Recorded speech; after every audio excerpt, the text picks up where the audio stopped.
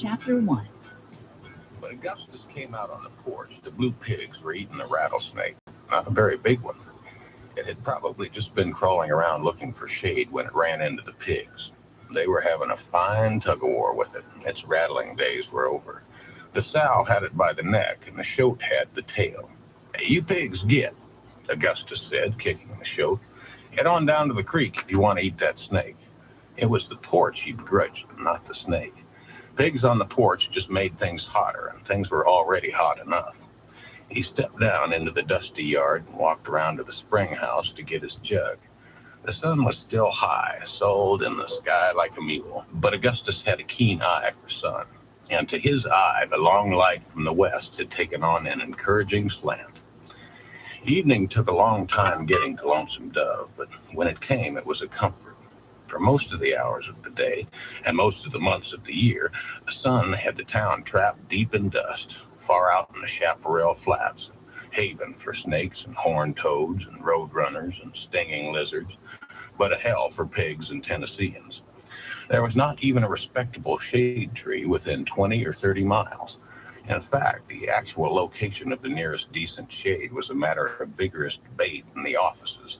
If you wanted to call a roofless barn and a couple of patched-up corrals offices of the Hat Creek Cattle Company, half of which Augustus owned. His stubborn partner, Captain W.F. Call, maintained that there was excellent shade as close as Pickles Gap, only 12 miles away, but Augustus wouldn't allow it. Pickles Gap was, if anything, a more worthless community than Lonesome Dove. It had only sprung up because a fool from North Georgia named Wesley Pickles had gotten himself and his family lost in the mesquites for about 10 days.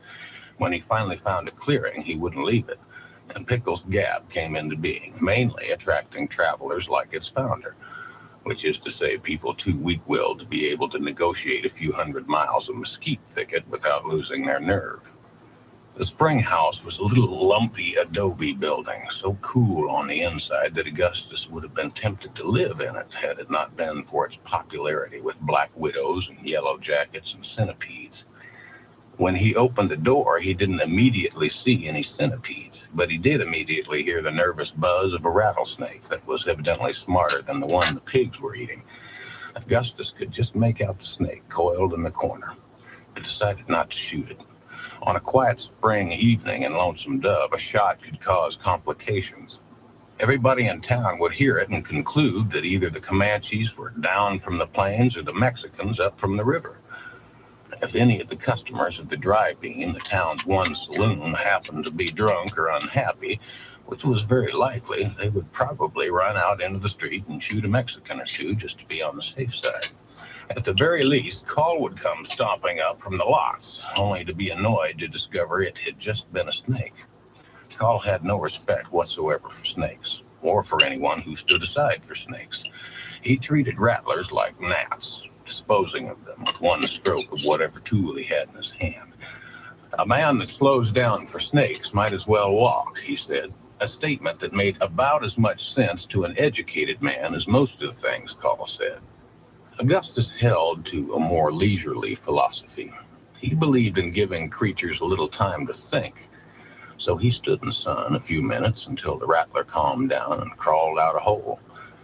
Then he reached in and lifted his jug out of the mud. It had been a dry year, even by the standards of Lonesome Dove, and the spring was just springing enough to make a nice mud puddle. The pigs spent half their time rooting around the spring house, hoping to get into the mud. But so far, none of the holes in the adobe was big enough to admit a pig. The damp burlap the jug was wrapped in naturally appealed to the centipedes, so Augustus made sure that none had sneaked under the wrapping before he uncorked the jug and took a modest swig.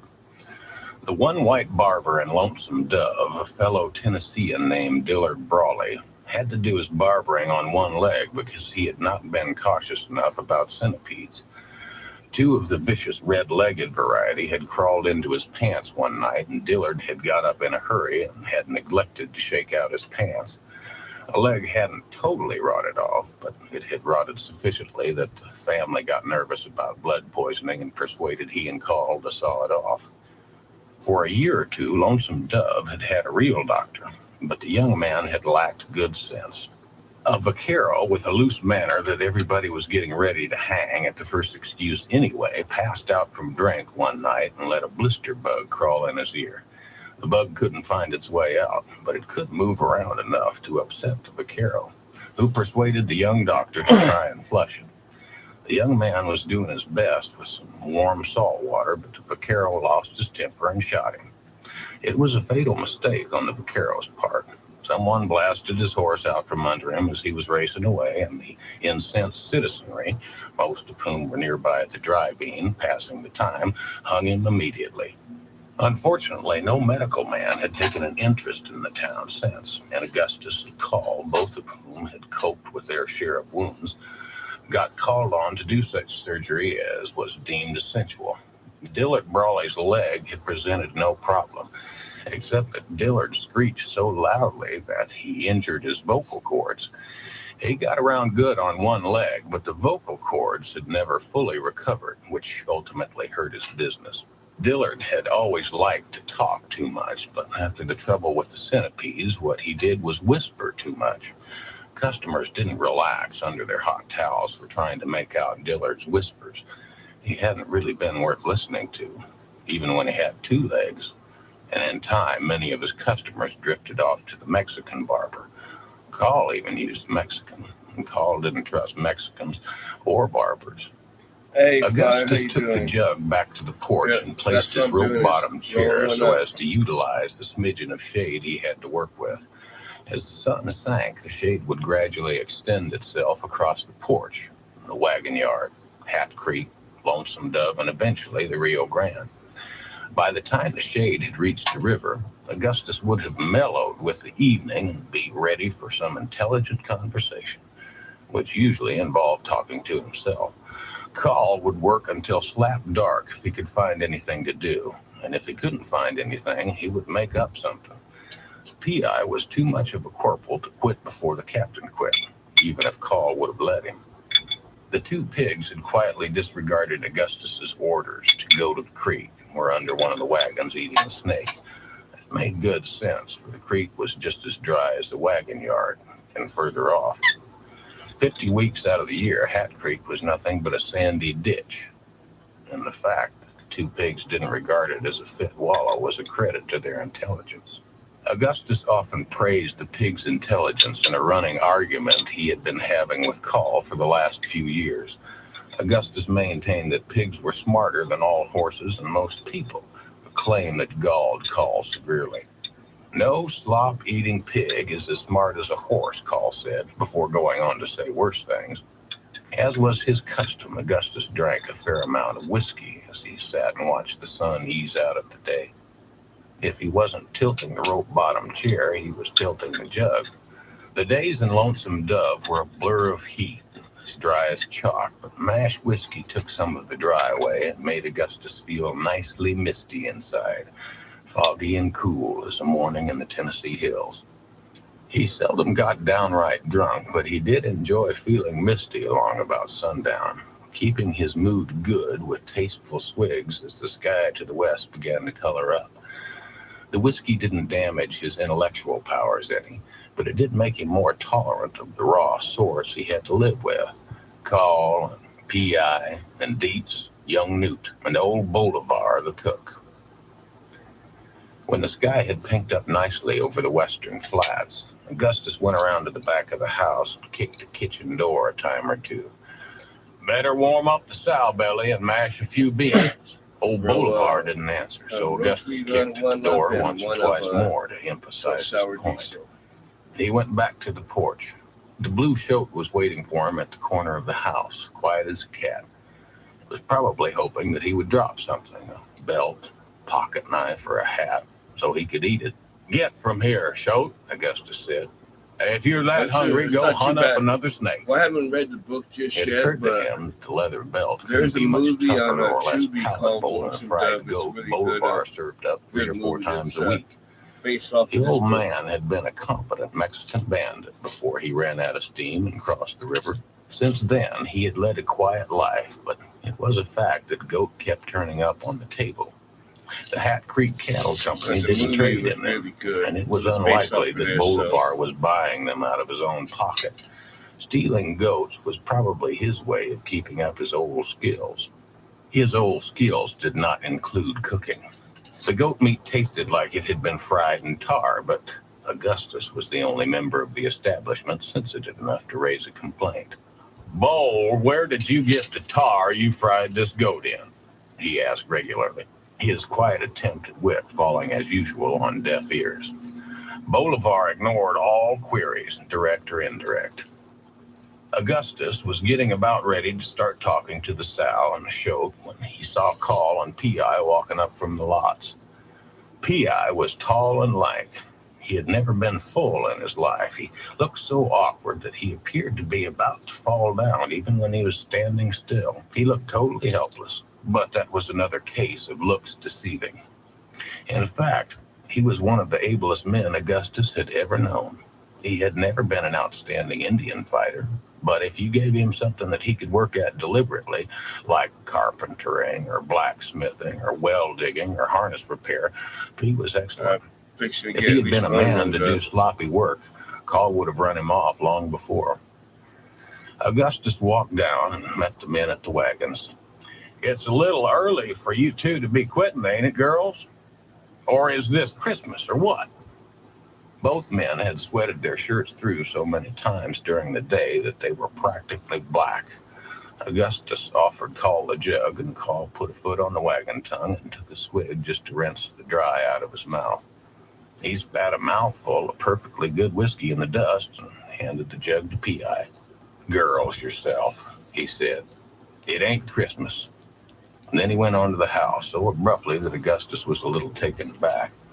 Call had never been one for fine manners, but if the day's work had gone to his satisfaction, he would usually stand and pass the time a minute. The funny thing about Woodrow Call was how hard he was to keep in scale. He wasn't a big man. In fact, he was barely middle-sized, but when you walked up and looked him in the eye, it didn't seem that way. Augustus was 4 inches taller than his partner, and P.I. 3 inches taller yet. But there was no way you could have convinced P.I. that Captain Call was the short man. Call had him buffaloed, and in that respect, P had plenty of company. If a man meant to hold his own with Call, it was necessary to keep in mind that Call wasn't as big as he seemed. Augustus was the one man in South Texas who could usually keep him in scale, and he built on that advantage whenever he could. He started many a day by pitching Call a hot biscuit and remarking point blank, "You know, Call, you ain't really no giant." A simple heart like P could never understand such behavior. It gave Augustus a laugh sometimes to consider that Call could hoodwink a man nearly twice his size, getting P to confuse the inner with the outer man. But of course, Call himself had such a single-track mind that he scarcely realized he was doing it. He just did it. What made it a fascinating trick was that Call had never noticed that he had a trick. The man never wasted 5 minutes appreciating himself. It would have meant losing 5 minutes of whatever job he had decided he wanted to get done that day. "It's a good thing I ain't scared to be lazy," Augustus told him once. "You may think so. I don't," Call said.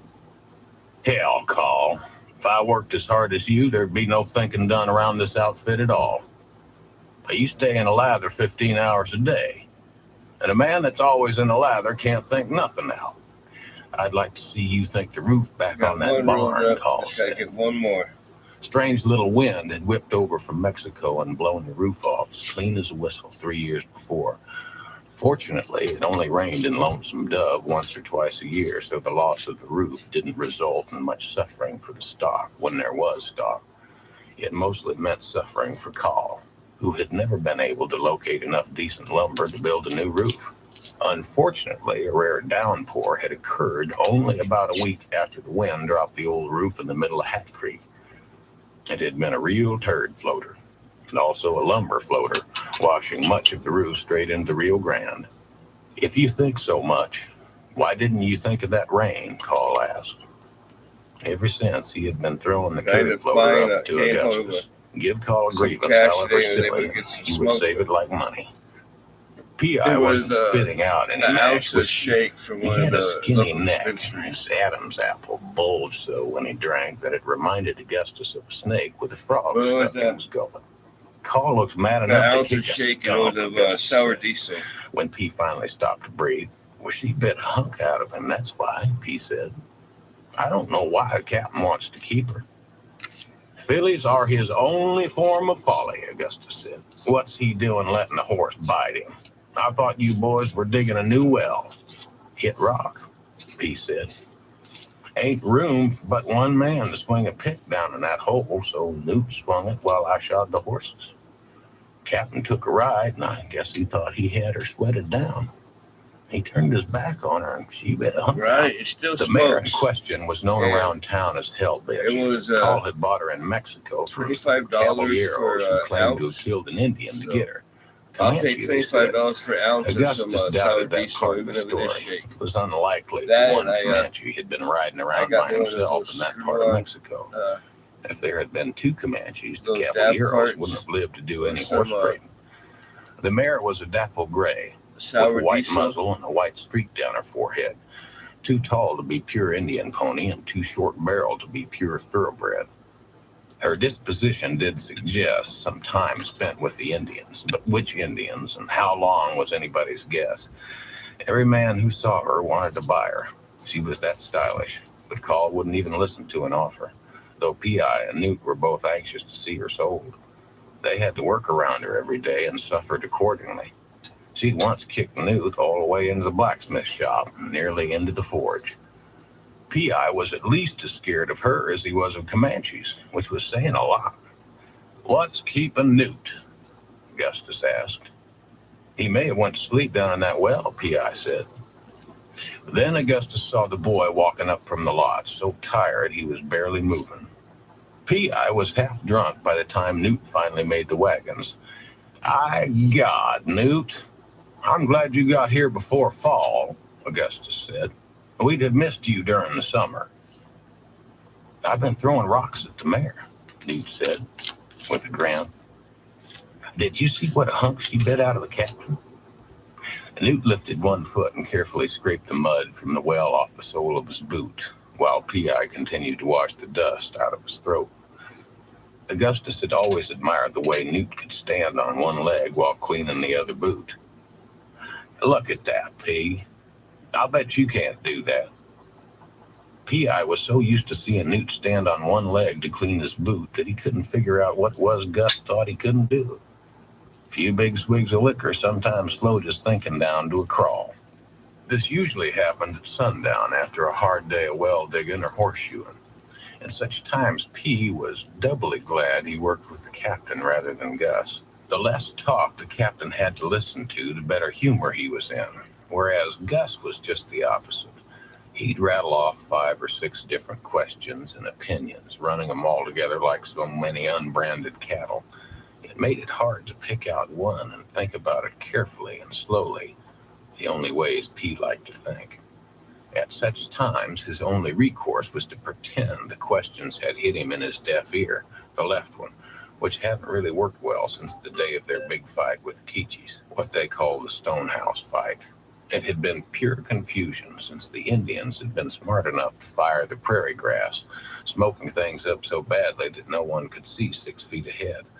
They kept bumping into the Indians in the smoke and having to shoot point blank. A ranger right next to P had spotted one and fired too close to P's ear. That was the day that the Indians got away with their horses, which made Captain Call about as mad as P had ever seen him. It meant they had to walk down the Brazos for nearly 200 miles, worrying constantly about what would happen if the Comanches discovered that they were afoot. P.I. hadn't noticed he was half deaf until they had walked most of the way out. Fortunately, while he was worrying the question of what it was he couldn't do, old Bolivar began to whack the dinner bell, which put an end to the discussion. The old dinner bell had lost its clapper, but Bolivar had found a crowbar that somebody had managed to break, and he laid into that bell so hard that you couldn't have heard the clapper if there had been one. The sun had finally set, and it was so still along the river that they could hear the horses swishing their tails down in the lots. or they could until Bolivar laid into the bell. Although he probably knew that they were standing around the wagons in easy hearing distance, Bolivar continued to pound the bell for a good 5 minutes. Bolivar pounded the bell for reasons of his own. Even Call couldn't control him in that regard. The sound drowned out the quiet of sunset, which annoyed Augustus so much that at times he was tempted to go up and shoot the old man just to teach him a lesson. "I figure he's calling bandits," Augustus said when the ringing finally stopped. They started for the house, and the pigs fell in with him, the shoat eating a lizard he had caught somewhere. The pigs liked Newt even better than Augustus. When he didn't have anything better to do, he'd feed them scraps of rawhide and scratch their ears.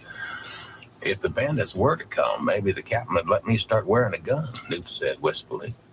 It seemed he would never get old enough to wear a gun, though he was 17. "If you was to wear a gun, somebody would mistake you for a gunfighter and shoot you," Augustus said, noting the boy's wistful look. "It ain't worth it. If Bull ever calls up any bandits, I'll lend you my Henry." "That old man can barely cook," P.I. remarked. "Where would he get any bandits?" "Why, you remember that greasy bunch he had," Augustus said. "We used to buy horses from him. That's the only reason Call hired him to cook. In the business we're in, it don't hurt to know a few horse thieves, as long as they're Mexicans. I figure Bull's just biding his time. As soon as he gains our trust, his bunch will sneak up some night and murder us all." He didn't believe anything of the kind. He just liked to stimulate the boy once in a while, and Pete too, though Pete was an exceptionally hard man to stimulate, being insensitive to most fears. Pete had just sense enough to fear Comanches. That didn't require an abundance of sense. Mexican bandits did not impress him. Newt had more imagination. He turned and looked across the river where a big darkness was about to settle. Every now and then, about sundown, the captain and Augustus and P and Dietz would strap on guns and ride off into that darkness, into Mexico, and return about sunup with 30 or 40 horses or perhaps 100 skinny cattle. It was the way the stock business seemed to work along the border. The Mexican ranchers raided north while the Texans raided south. Some of the skinny cattle spent their lives being chased back and forth across the Rio Grande. Newt's fondest hope was to get old enough to be taken along on the raids. Many a night he lay in his hot little bunk listening to old Bolivar snore and mumble below him, peering out the window towards Mexico, imagining the wild doings that must be going on. Once in a while he even heard gunfire, though seldom more than a shot or two. It got his imagination to working all the harder. "You can go when you're grown," the captain said. And that was all he said. There was no arguing with it either, not if you were just hired help. Arguing with the captain was a privilege reserved for Mr. Gus. They no sooner got in the house than Mr. Gus began to exercise the privilege. The captain had his shirt off, letting Bolivar treat his mare bite. He'd got him just above the belt. Enough blood had run down into his pants that one pants leg was caked with it.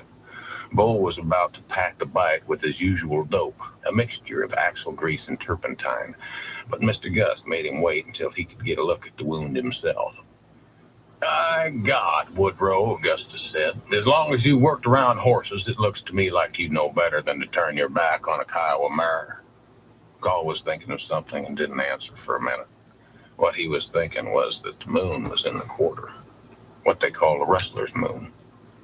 Let it get full over the pale flats, and some Mexicans could see well enough to draw a fair bead. Men he'd ridden with for years were dead and buried, or at least dead because they'd crossed the river under a full moon. No moon at all was nearly as bad. Then it was too hard to find a stop, and too hard to move it. The quarter moon was the right moon for a swing below the border. The brush country to the north was already thick with cattlemen, making up their spring herds and getting trail crews together. It wouldn't be a week before they began to drift into Lonesome Dove. It was time to gather cattle. "Who said she was Kiowa?" he said, looking at Augustus. "I've reasoned it out," Augustus said. "You could have done the same thing if you ever stopped working long enough to think." "I can work and think too," Call said. You're the only man I know whose brain don't work unless it's in the shade. Augustus ignored the remark. I figure it was a Kiowa on his way to steal a woman that lost that mare, he said. Your Comanche don't hunger much for senoritas. White women are easier to steal and don't eat as much besides. Kiowa are different. They fancy senoritas. Can we eat, or do we have to wait until the argument's over? P asked. We starve if we wait for that, Bolivar said, plunking a pot full of sow belly and beans down on the rough table. Augustus, to the surprise of no one, was the first to fill his plate. I don't know where you keep finding these Mexican strawberries, he said, referring to the beans. Bolivar managed to find them 365 days a year, mixing them with so many red chilies that a spoonful of beans was more or less as hot as a spoonful of red ants. Newt had come to think that only two things were certain if you worked for the Hat Creek Cattle Company. One was that Captain Call would think of more things to do than he and P.I. and Deets could get done. The other was that beans would be available at all meals. The only man in the outfit who didn't fart frequently was old Bolivar himself. He never touched beans and lived mainly on sourdough biscuits and chicory coffee, or rather cups of brown sugar with little puddles of coffee floating on top. The sugar cost money, too, and it irked the captain to spend it, but old Bolivar could not be made to break a habit. Augustus claimed that the old man's droppings were so sugary that the blue shote had taken to stalking him every time he went to shit. Which might have been true. Newt had all he could do to keep clear of the shote, and his own droppings were mostly bean. By the time Call got his shirt on and came to the table, Augustus was reaching for a second helping. P and Newt were casting nervous glances at the pot, hoping for seconds themselves, but too polite to grab before everyone had been served. Augustus's appetite was a kind of natural calamity. Call had watched it with amazement for 30 years, and yet it still surprised him to see how much Augustus ate. He didn't work unless he had to, and yet he could sit down night after night and out-eat 3 men who had put in a day's labor. In their rangerin' days, when things were a little slow, the boys would sit around and swap stories about Augustus's eating. Not only did he eat a lot, he ate it fast. The cook that wanted to hold him at the grub for more than 10 minutes had better have a side of beef handy. Call pulled out a chair and sat down. As Augustus was ladling himself a big scoop of beans, Call stuck his plate under the ladle. Newt thought it was such a slick move that he laughed out loud. Many thanks, Call said. If you ever get tired of loafing, I guess you could get a job waiting tables. I had a job waiting tables once, Augustus said, pretending he had meant to serve Call the beans. On a riverboat. I was no older than Newt when I had that job. Cook even wore a white hat. What for? P.I. asked. Because it's what real cooks are supposed to wear, Augustus said, looking at Bolivar, who was stirring a little coffee in his brown sugar. Not so much as a hat as a kind of big white cap. It looked like it could have been made out of a bedsheet. I'd be damned if I'd wear one, Call said. Nobody'd be loony enough to hire you to cook, Woodrow, Augustus said. The cap is supposed to keep the cook's old greasy hairs from falling into the food. Now, I wouldn't be surprised if some of Bowles' hairs have found their way into this sow bosom. Newt looked at Bolivar sitting over by the stove in his dirty serape. Bolivar's hair looked like it had had a can of second-hand lard poured over it. Once every few months, Bull would change clothes and go visit his wife, but his efforts at improving his appearance never went much higher than his mustache, which he occasionally tried to wax with grease of some kind. How come you quit the riverboat? P.I. asked. I was too young and pretty, Augustus said, and the whores wouldn't let me alone. Call was sorry it had come up. He didn't like to talk about whores, not any time, but particularly not in front of the boy. Augustus had little shame, if any. It had long been a sore spot between them. Well, I wish they'd have drowned you then, Call said, annoyed. Conversation at the table seldom led to any good. Newt kept his eye on his plate, as he usually did when the captain grew annoyed. Drown me? Why, if anybody had tried it, Those girls would have clawed him to shreds. He knew Call was mad, but he wasn't much inclined to humor him. It was his dinner table as much as Call's, and if Call didn't like the conversation, he could go to bed. Call knew there was no point in arguing. That was what Augustus wanted, argument. He didn't really care what the question was, and it made no great difference to him which side he was on.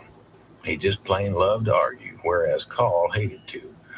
Long experience had taught him that there was no winning arguments with Augustus, even in cases where there was a simple right and wrong at issue.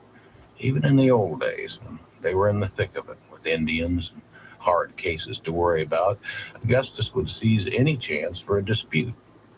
Practically the closest call they ever had, when the two of them and 6 Rangers got surprised by the Comanches up the Prairie Dog Fork of the Red. They were all digging holes in the bank that could have turned out to be their graves if they hadn't been lucky and got a cloudy night and sneaked away.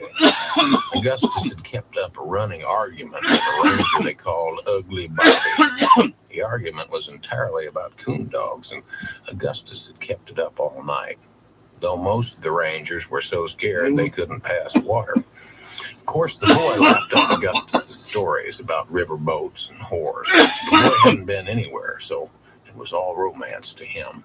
Listening to you brag about women don't improve the taste of my food, he said finally. Call, if you want better food, you have to start by shooting Bolivar, Augustus said, reminded of his own grievance against the cook. Bol, I want you to quit whacking that bell with the crowbar, he said. Now, you can do it at noon if you want to, but you let off doing it at night. A man with any sense can tell when it's sundown. You spoilt many a pretty evening for me whacking that bell. Bolivar stirred his sugary coffee and held his peace. He whacked the dinner bell because he liked the sound, not because he wanted anybody to come to eat.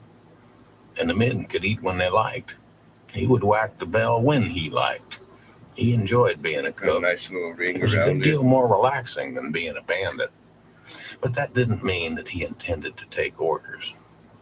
His sense of independence was undiminished. General Lee freed the slaves, he remarked in a surly tone. Newt laughed. Lee never had been able to get the war straight, but he had been genuinely sorry when it ended. In fact, if it had kept going, he would have probably stayed a bandit. It was a safe and profitable profession with most of the Texans gone, but the ones who came back from the war were mostly bandits themselves, and they had better guns. The profession immediately became overcrowded. Bolivar knew it was time to quit, but once in a while he got the urge for a little shooting. It wasn't General Lee. It was Abe Lincoln who freed the slaves, Augustus pointed out. Bolivar shrugged. No difference, he said. The big difference, Call said. One was a Yankee and one wasn't. P.I. got interested for a minute. The beans and sow-belly had revived him. He had been very interested in the notion of emancipation and had studied over it a lot while he went about his work.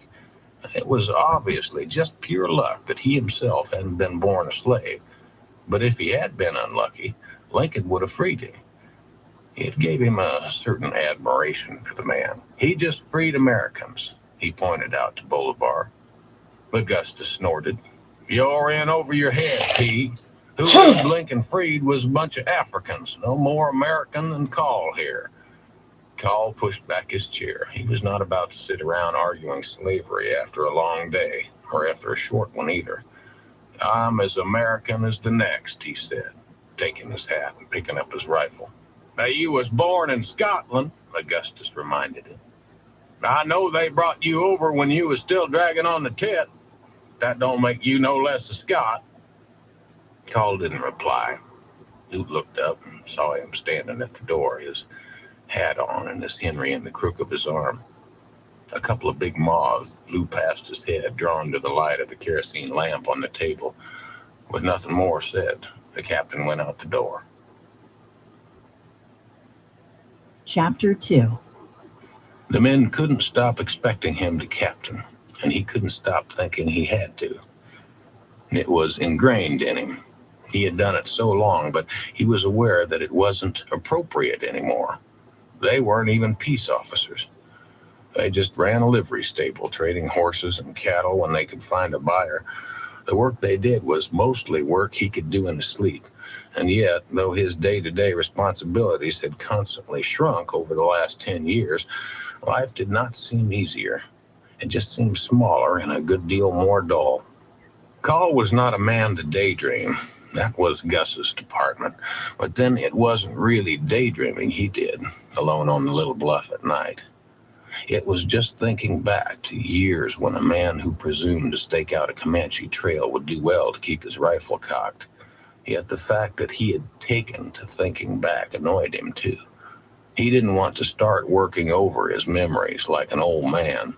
Sometimes he would force himself to get up and walk 2 or 3 more miles up the river and back, just to get the memories out of his head. Not until he felt alert again. Felt that he could still captain if the need arose. Would he return to Lonesome Dove? After supper, when Call left for the river, Augustus, P.I., Newt, Bolivar, and the pigs repaired to the porch.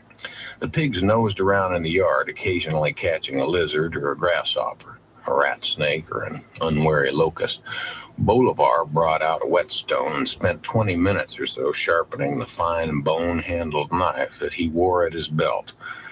The handle was made from the horn of a mule deer, and the thin blade flashed in the moonlight as Bolivar carefully drew it back and forth across the whetstone, spitting on the stone now and then to dampen its surface. Although Newt liked Bolivar and considered him a friend, the fact that Bo felt it necessary to sharpen the knife every night made him a little nervous.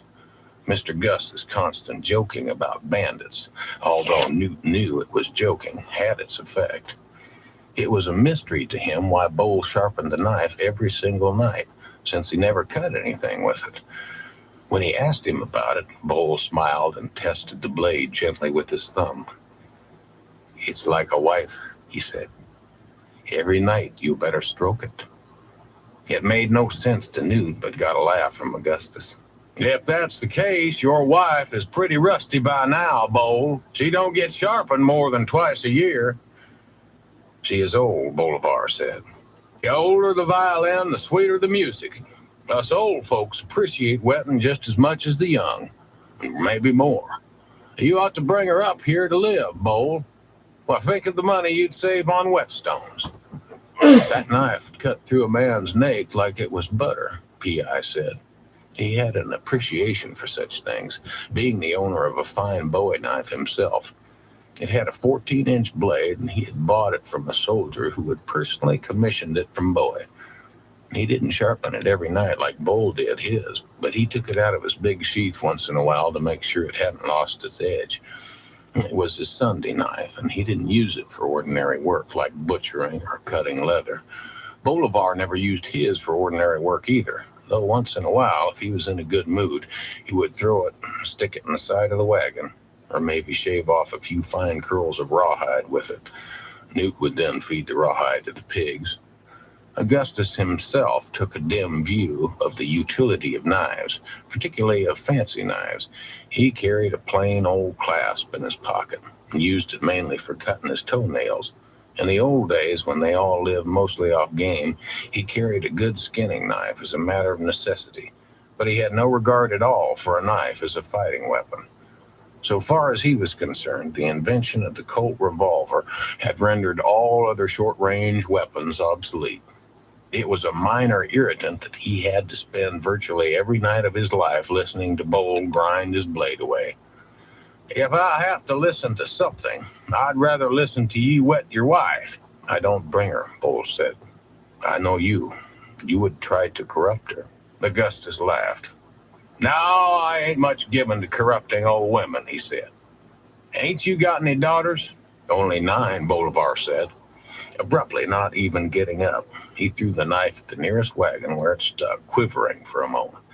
The wagon was only about 20 feet away, so it was no great throw, but he wanted to make a point about his feeling for his daughters. Hey, 6 were married already, but the 3 left at home were the light of his life. "Yeah, I hope they take after their mother," Augustus said. "If they take after you, you're in for a passel of old maids." His coat was hanging off the back of the chair, and he reached around and got it. took it out of its holster, and idly twirled the chamber a time or two, listening to the pretty little clicks. Bolivar was sorry he had thrown the knife, since it meant that he would have to get up and walk across the yard to retrieve it.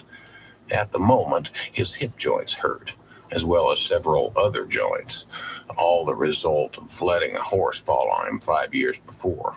"I am better looking than a buzzard like you," he said, pulling himself up.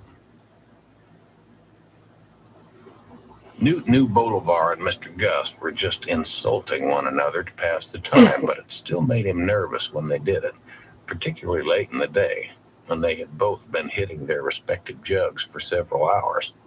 It was a peaceful night, so still that he could occasionally hear the sound of the piano down at the Dry Bean Saloon. The piano was the pride of the saloon, and for that matter, of the town. Church folks even borrowed it on Sundays. Luckily, the church house was right next to the saloon, and the piano had wheels. Some of the deacons had built a ramp out of the back of the saloon and a board track across to the church, so that all they had to do was to push the piano right across to the church. Even so, the arrangement was a great threat to the sobriety of the deacons, some of whom considered it their duty to spend their evenings in the saloon, safeguarding the piano. Once they safeguarded it so well on Saturday night that they ran it off its rail on Sunday morning and broke 2 legs off of it. Since there weren't enough sober men in the church that morning to carry it inside, Mrs. Pink Higgins, who played it, had to sit out in the street and bang away at the hymns, while the rest of the congregation, 10 ladies and a preacher, stayed inside and sang. The arrangement was made more awkward still by the fact that Lorena Wood came out on the back stairs of the saloon, practically undressed, and listened to the hymns. Newt was deeply in love with Lorena Wood, though so far he had not even had an opportunity to speak to her. He was painfully aware that if the chance for personal speech ever did arise, he would have no idea what to say. On the rare occasions when he had an errand that took him by the saloon, he lived in terror, afraid some accident might occur which would actually force him to speak to her. He wanted to speak to Lorena, of course. It represented the very summit of his life's hopes, but he didn't want to have to do it until he had decided on the best thing to say, which so far he had not. Though Lorena had been in town for several months, and he had been in love with her from the moment he first glimpsed her face. On an average day, Lorena occupied Newt's thoughts about 8 hours, no matter what task occupied his hands. Though normally an open young man, quick to talk about his problems, to P.I. and Dietz at least, he had never so much as uttered Lorena's name aloud. He knew that if he did utter it, a terrible amount of ribbing would ensue. And while he didn't mind being ribbed about most things, his feelings for Lorena were too serious to admit frivolity. The men who made up the Hat Creek outfit were not great respecters of feeling, particularly tender feeling. There was also the danger that someone might slight her honor. It wouldn't be the captain, who was not prone to jesting about women, or even mentioning them, but the thought of the complications that might arise from an insult to Lorena had left Newt closely acquainted with the mental perils of love long before he had had an opportunity to sample any of its pleasures, except the infinite pleasures of contemplation. What have you been doing? Of course, Newt knew that Lorena was a whore. It was an awkward fact, but it didn't lessen his feelings for her one whit. She had been abandoned in Lonesome Dove by a gambler who decided she was bad for his luck. She lived over the Dry Bean and was known to receive visitors of various descriptions, but Newt was not a young man to choke on such details. He was not absolutely sure what whores did, but he assumed that Lorena had come by her profession as accidentally as he had come by his. It was pure accident that he happened to be a horse wrangler for the Hat Creek outfit, and no doubt an equally pure one that had made Lorena a whore. What Newt loved about her was her nature, which he could see in her face. It was easily the most beautiful face that had ever been seen in Lonesome Dove, and he had no doubt that hers was the most beautiful nature, too. He intended to say something along those lines to her when he finally spoke to her. Much of his time on the porch after supper was spent in trying to figure out what words would best express such sentiment. That was why it irritated him slightly when Bowl and Mr. Gus started passing insults back and forth as if they were biscuits. They did it almost every night, and pretty soon they'd be throwing knives and clicking pistols, making it very hard for him to concentrate on what he would say to Lorena when they first met. Neither Mr. Gus nor Bolivar had lived their lives as peaceful men, and it seemed to him that they might both be itching for one last fight. Newt had no doubt that if such a fight occurred, Mr. Gus would win. P.I. claimed that he was a better pistol shot than Captain Call, though it was hard for Newt to imagine anyone being better at anything than Captain Call. He didn't want the fight to happen, because it would mean the end of Bowl, and despite a slight nervousness about Bowl's bandit friends, he did like Bowl. The old man had given him serape once to use as a blanket, and had let him have the bottom bunk when he was sick with jaundice. If Mr. Gus shot him, it would mean Newt had one less friend. Since he had no family, this was not a thought to be taken lightly. "What do you reckon the captain does out there in the dark?" he asked. Augustus smiled at the boy, who was hunched over on the lower step, as nervous as a red pup. He asked the same question almost every night when he thought there might be a fight. He wanted Call around to stop it, if it ever started. He's just playing Indian fighter," he said. Newt doubted that. The captain was not one to play. If he felt he had to go off and sit in the dark every night, he must think it important.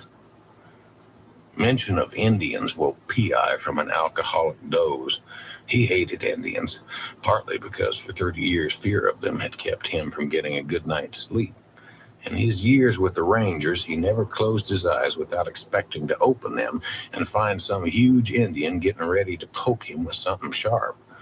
Most of the Indians he had actually seen had all been scrawny little men, but it didn't mean the huge one who haunted his sleep wasn't out there waiting. "Why, they could come," he said. "The captain's right to watch. If I wasn't so lazy, I'd go help him." "He don't want you to help him," Augustus said testily. P's blind loyalty to Call was sometimes a trial. He himself knew perfectly well why Call headed for the river every night, and it had very little to do with the Indian threat. He had made the point many times, but he made it again. "He heads for the river because he's tired of hearing us yap. He ain't a sociable man and never was. You could never keep him in camp once he had his grub. He'd rather sit off in the dark and prime his gun. I doubt if he'd find an Indian if one was out there." "He used to find them," P said. "He found that big gang of them up by Fort Phantom Hill." God, Pete. Of course he found a few here and there. They used to be thicker than grass burrs, if you remember. Now, I'll guarantee he won't scratch up none tonight. Call's got to be the one to outsuffer everybody. That's the point. I won't say he's a man to hunt glory like some I've knowed. Glory doesn't interest Call. He just got to do his duty 9 times over, or he don't sleep good." There was a pause. P.I. had always been uncomfortable with Gus's criticism of the captain, without having any idea how to answer them. If he came back at all, he usually just adopted one of the captain's own remarks. "Well, somebody's got to take the hard seat," he said. "Fine with me," Augustus said. "Call can suffer for you and me and Newt and Dietz and everybody else who don't want to do it for themselves. It's been right handy having him around to assume them burdens all these years. But if you think that he's doing it for us and not because it's what he happens to like doing, then you're a damn fool.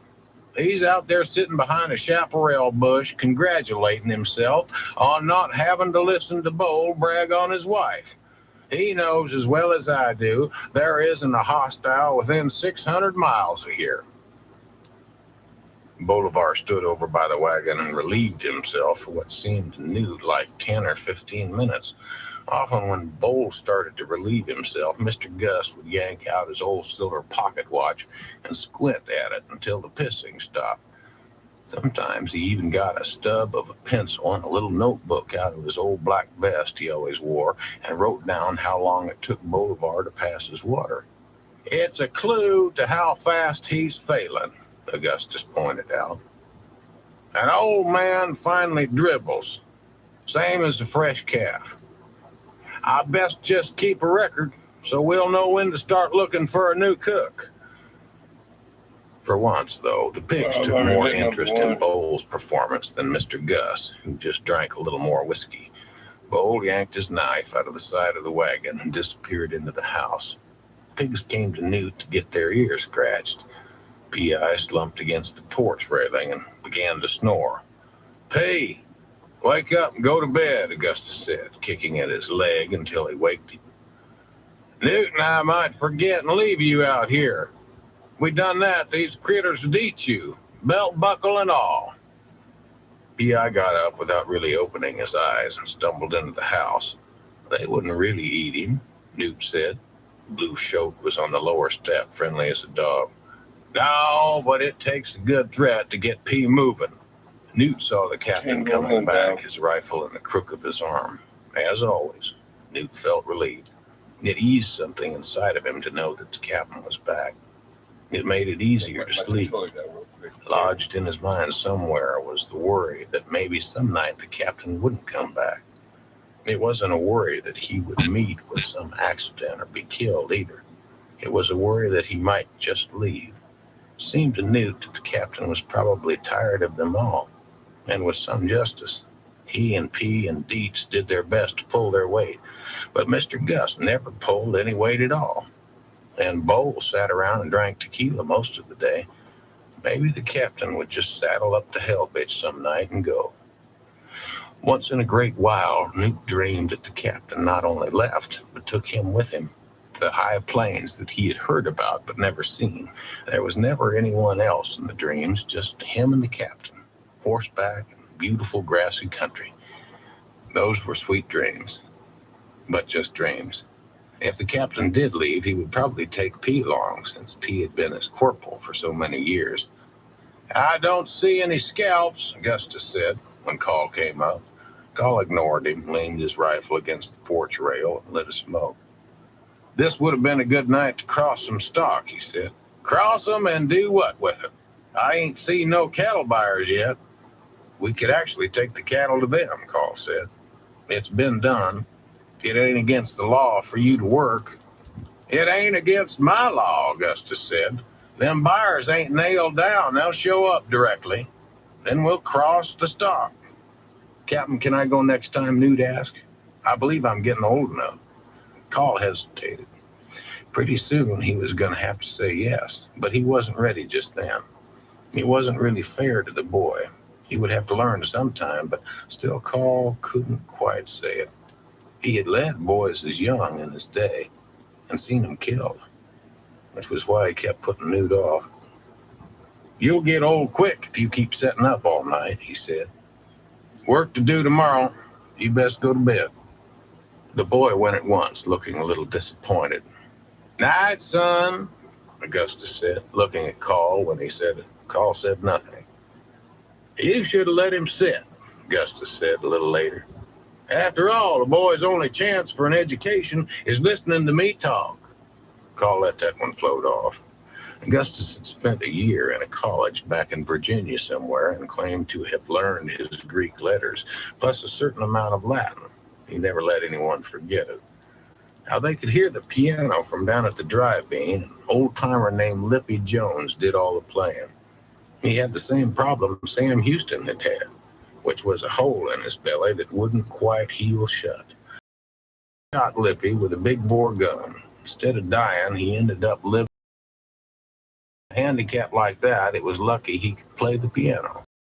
Augustus got up and stretched. He took his Colt and holster off the back of the chair. So far as he was concerned, the night was young. He had to step over the choke to get off the porch. You oughtn't to be so stubborn about that boy, Woodrow. He's spent about enough of his life shoveling horse shit. I'm a sight older than him, and I still shovel my share of it, Call said. Well, that's your choice. It's my view that there are more fragrant ways to make a fortune. Card playing for one. Now I believe I'll straggle down to that gin palace and see if I can scare up a game. Call was about finished with his smoke. I don't mind your card playing if that's all it is, he said. Augustus grinned. Call never changed. What else would it be? You never used to gamble this regular, Call said. You better watch that girl. Watch her for what? To see she don't get you to marry her, Call said. You're just enough of an old fool to do it. I won't have that girl around. Augustus had a good laugh. Call was given to some funny notions, but that was one of the funniest. To think that a man of his years and experience would marry a whore. See you at breakfast. Call sat on the steps a little while longer, listening to Blue Pig snore. Chapter 3. Lorena had never lived in a place where it was cool. It was her one aim. It seemed to her that she had learned to sweat at the same time she had learned to breathe, and she was still doing both. Of all the places she had heard men talk about, San Francisco sounded the coolest, nicest. So it was San Francisco she set her sights on. Sometimes it seemed like slow going. She was nearly 24 and hadn't gotten a mile past Lonesome Dove, which wasn't fast progress considering she had only been 12 when her parents got nervous about Yankees and left Mobile.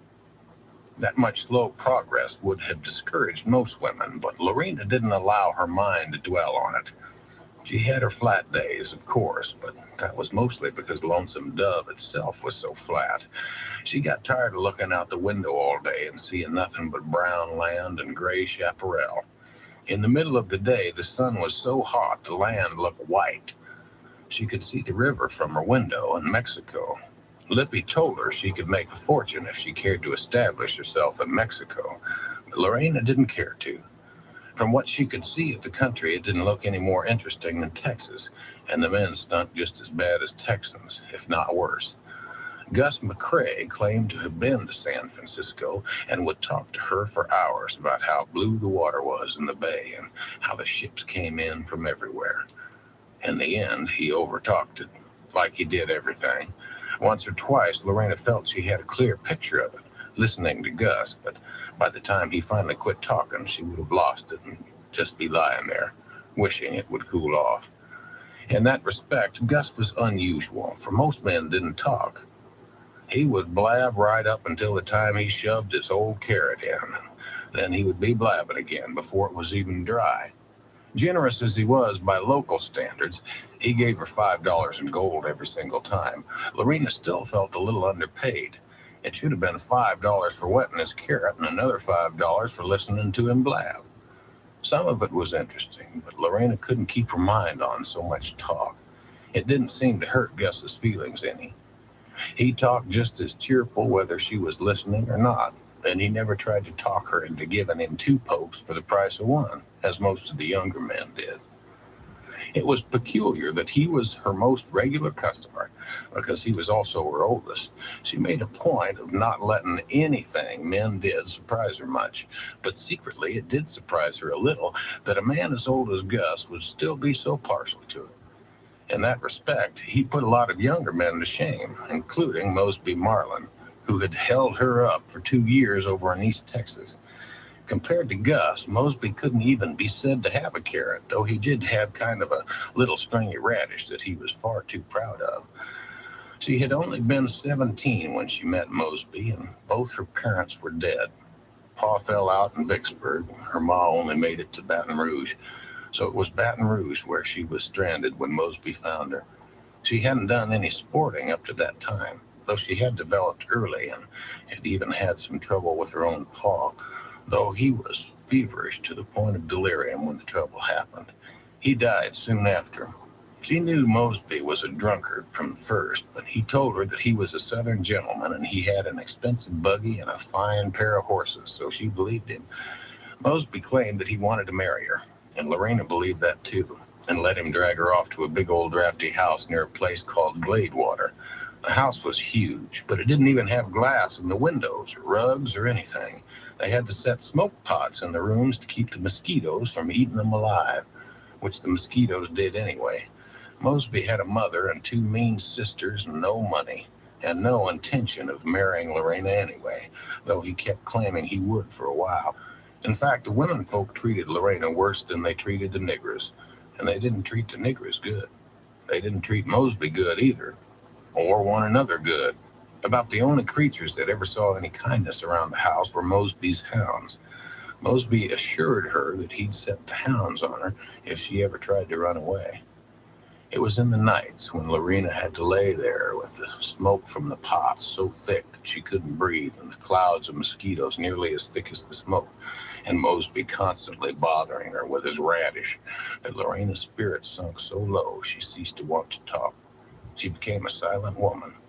Soon after, the sporting started, because Mosby lost so much money one night that he offered 2 of his friends a poke in exchange for his debt. Lorena was so surprised that she didn't have time to arm herself, and the men had their way. But the next morning, when the 2 were gone, she went at Mosby with his own quirt and cut his face so badly they put her in the cellar for 2 days and didn't even bring her food. 2 or 3 months later, it happened again with some more friends, and this time Lorena didn't fight. She was just so tired of Mosby and his radish and the smoke pots that she was willing to consider anything different. The mother and the mean sisters wanted to drive her out of the house, and Lorena would have been glad to go. But Mosby threw such a fit that one of the sisters ran off herself to live with an aunt. Then one night, Mosby just plain sold a poke to a traveling man of some kind. He seemed to be planning to do it regular, only the second man he sold her to happened to take a fancy to Lorena. His name was John Tinkersley, the tallest and prettiest man Lorena had seen up to that point, and the cleanest. When he asked her if she was really married to Mosby, she said no. Tinkersley suggested then and there that she accompany him to San Antonio. Lorena was glad to agree. Mosby was so shocked by her decision that he offered to get the preacher and marry her on the spot. And by that time, Lorena had figured out that being married to Mosby would be even worse than what she had already been through. Mosby tried for a while to work himself up to a fight, but he was no match for Tinkersley, and he knew it. The best he could salvage was to sell Tinkersley a horse for Lorena, plus the side saddle that belonged to the sister who'd run off. San Antonio was a big improvement over Gladewater, if only because there were no smoke pots and few mosquitoes. They kept 2 rooms in a hotel, not the finest in town, but fine enough. And Tinkersley bought Lorena some pretty clothes. Of course, he financed that by selling the horse and the side saddle, which disappointed Lorena a little. She had discovered that she liked riding. She would have been happy to ride on to San Francisco, but Tinkersley had no interest in that. Clean and tall and pretty as he was, he turned out in the end to be no better bargain than Mosby. If he had a soft spot, it was for himself and not for her. He even spent money getting his fingernails cut, which was something Lorena had never dreamed a man would do. For all that, he was a hard man. Fighting with Mosby had been like fighting with a little boy, whereas the first time she talked back to Tinkersley, he hit her so hard her head cracked a washpot on the bureau behind her. Her ears rang for 3 days. He threatened to do worse than that, too. And Lorena didn't suppose that they were idle threats. She held her tongue around Tinkersley from then on. He made it clear that marriage wasn't what he had had in mind when he took her away from Mosby, which was all right in itself, since she had already got out of the habit of thinking about marriage. That didn't mean that she was in the habit of thinking about herself as a sporting woman, but it was precisely that habit that Tinkersley expected her to acquire. "Well, you're already trained, ain't you?" he said. Lorena didn't consider what had happened in Gladewater any training for anything, but then it was clear there wasn't anything respectable she was trained for, even if she could get away from Tinkersley without being killed. For a few days she had thought Tinkersley might love her, but he soon made it clear that she meant about as much to him as a good saddle. She knew that for the time being the sporting life was about her only choice. At least the hotel room was nice, and there were no mean sisters. Most of the sports who came to see her were men Tinkersley gambled with in the bar down below. Once in a while, a nice one would even give her a little money directly, instead of leaving it with Tinkersley. But Tinkersley was smart about such things, and he found her hiding place and cleaned her out the day they took the stage to Matamoros. He might not have done it if he hadn't had a string of losses. But the fact that he was handsome didn't mean that he was a good gambler, as several of the sports pointed out to Lorena. He was just a middling gambler. and he had such a run of bad luck in San Antonio that he decided there might be less competition down on the border. It was on that trip that they had the real fight. Lorena felt swollen with anger about the money, swollen enough, finally, not to be scared of him. What she wanted was to kill him for being so determined to leave her absolutely nothing. If she had known more about guns, she would have killed him. She thought with a gun you just pulled the trigger, but it turned out his had to be cocked first. Tinkersley was laying on the bed drunk, but not so drunk he didn't notice when she stuck his own gun in his stomach. When she realized it wasn't going to go off, she had just time to hit him in the face with it. A lick that actually won the fight for her. Although before he gave up and went to look for a doctor to stitch his jaw up, Tinkersley did bite her on the upper lip as they were rolling around, Lorena still hoping the gun would shoot. The bite had left a faint little scar just above her upper lip. To Lorena's amusement, it was that trifling scar that seemed to make men crazy for a time with her. Of course, it wasn't just the scar. She had developed well and had also gotten prettier as she got older, but the scar played its part. Tinkersley got drunk in Lonesome Dove the day he left her, and he told everyone in the drive-bean that she was a murderous woman. So she had a reputation in the town before she even unpacked her clothes. Tinkersley had left her with no money at all, but fortunately she could cook when she had to. The drive-bean was the only place in Lonesome Dove that served food, and Lorena had been able to talk Xavier Wants, who owned it, into letting her do the cooking until the cowboys got over being scared of her and began to approach her. Augustus was the man who got it started. While he was pulling off his boots the first time, he smiled at her. "Where'd you get that scar?" he asked. "Somebody bit me," Lorena said. Once Gus became a regular, she had no trouble making a living in town. Although in the summer, when the cowboys were mostly off on the trail, pickings sometimes grew slim. While she was well past the point of trusting men, she soon perceived that Gus was in a class by himself, at least in Lonesome Dove. He wasn't mean, and he didn't treat her like most men treated a sporting woman. She knew he would probably even help her if she really needed it. It seemed to her that he had got rid of something other men hadn't gotten rid of, some meanness or some need. He was the one man, besides Lippy, she would sometimes talk to, a little. With most of the sports, she had nothing to say at all. In fact, her silence soon came to be widely commented on. It was part of her, like the scar. And like the scar, it drew men to her even though it made them deeply uneasy. It was not a trick either, although she knew it unnerved the sports and made matters go quicker. Silent happened to be how she felt when the men were with her. In respect to her silence, too, Gus McCrae was different. At first, he seemed not to notice it. Certainly, he didn't let it bother him. Then it began to amuse him, which was not a reaction Lorena had had from anyone else. Most men chattered like squirrels when they were with her, no doubt hoping she would say something back. Of course, Gus was a great blabber, but his blabbing wasn't really like the chattering the other sports did. He was just full of opinion, which he freely poured out, as much for his own amusement as for anything. Lorena had never particularly looked at life as if it was something funny, but Gus did. Even her lack of talk struck him as funny. One day he walked in and sat down in a chair, the usual look of amusement on his face. Lorena assumed he was going to take his boots off, and she went over to the bed. But when she looked around, he was sitting there, one foot on the other knee, twirling the rowel of a spur. He always wore spurs, although it was not often she saw him on horseback. Once in a while in the early morning, the bawling of cattle or the nickering of horses would awaken her, and she would look out the window and see him and his partners and the gang of riders trailing their stock through the low brush to the east of town. Gus was noticeable, since he rode a big black horse that looked like it could have pulled 3 stagecoaches by itself. But he kept his spurs on even when he wasn't riding, so he would have them handy when he wanted something to jingle. "Now, them's the only musical instruments I ever learned to play," he told her once, since he just sat there twirling his spur and smiling at her. Lorena didn't know whether to get undressed or what. It was July, blistering hot. She had tried sprinkling the bed sheets, but the heat dried them sometimes before she could even lay down. God, it's hot. We could all be living in Canada just as cheap. I doubt I've even got the energy to set my post. Why come then? Lorena thought.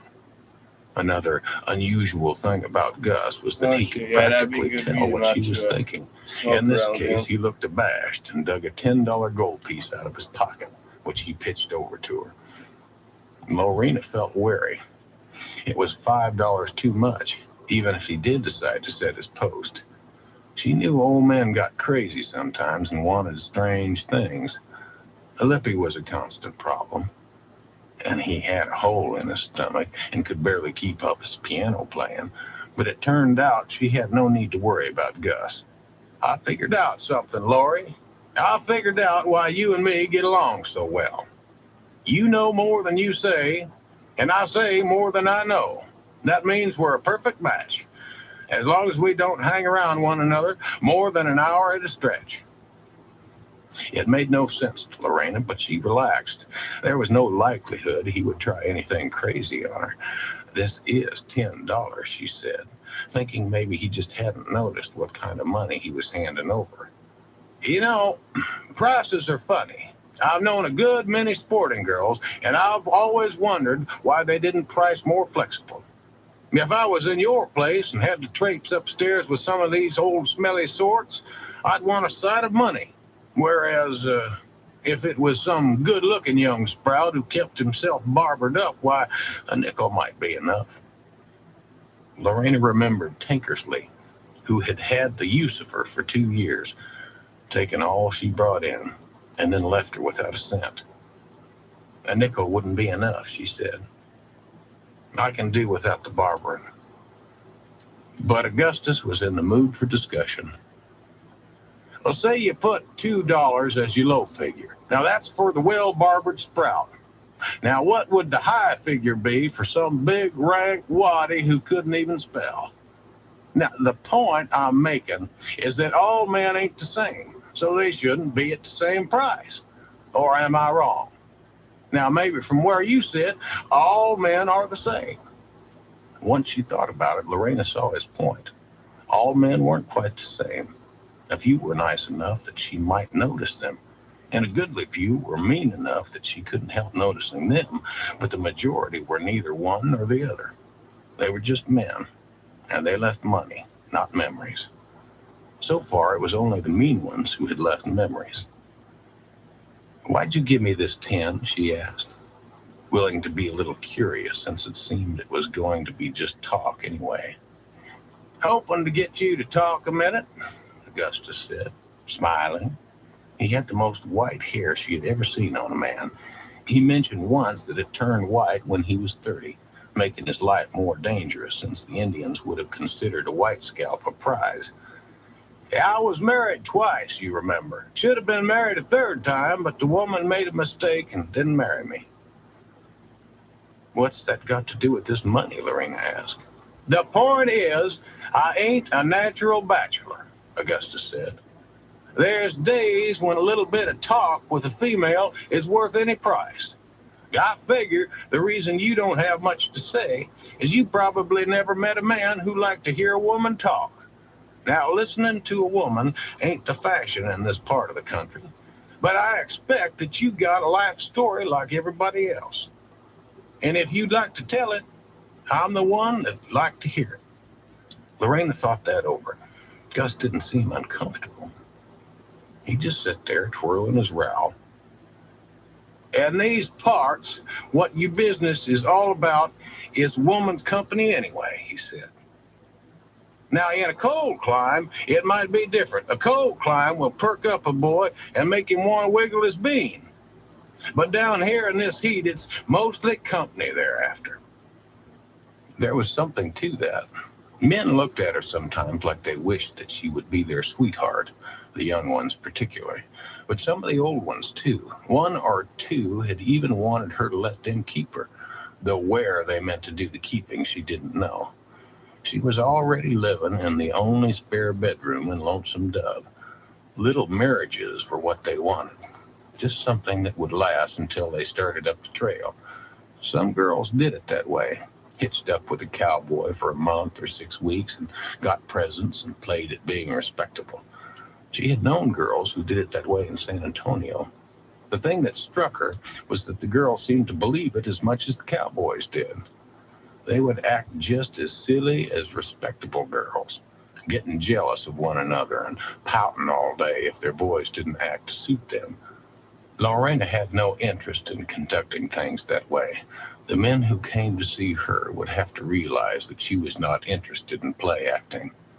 After a bit, she decided she wasn't interested in telling Augustus her life story either. She buttoned her dress back up and handed him the $10.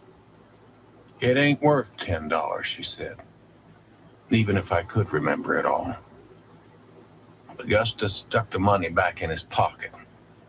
"I ought to know better than to try and buy a conversation," he said, still grinning. "Let's go on down and play some cards." Chapter 4.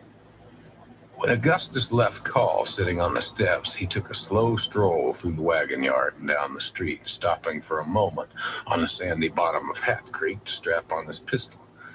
The night was quiet as sleep, no night when he expected to have to shoot anybody, but it was only wise to have a pistol handy in case he had to whack a drunk. It was an old Colt Dragoon with a 7-inch barrel, and he was fond of saying, weighed about as much as the leg he strapped it to. One whack would usually satisfy most drunks, and 2 whacks would drop an ox if Augustus cared to put his weight into it. The border knights had qualities that he had come to admire, different as they were from the qualities of knights in Tennessee. In Tennessee, as he remembered, knights tended to be mushy, with a cottony mist drifting into the hollows. Border nights were so dry you could smell the dirt, and clear as dew. In fact, the nights were so clear it was tricky. Even with hardly any moon, the stars were bright enough that every bush and fence post cast shadow. P.I., who had a jumpy disposition, was always shying from shadows, and he had even blazed away at innocent chaparral bushes on occasion, mistaking them for bandits. Augustus was not particularly nervous, but even so, he had hardly started down the street before he got a scare. A little ball of shadow ran right at his feet. He jumped sideways, fearing snake bite, although his brain knew snakes didn't roll like balls. Then he saw an armadillo hustle past his feet. Once he saw what it was, he tried to give it a kick to teach it not to walk in the street scaring people. But the armadillo hurried right along as if it had as much right to the street as a banker. The town was not roaring with people, nor was it bright with lights, though a light was on at the Pumphreys, whose daughter was about to have a baby.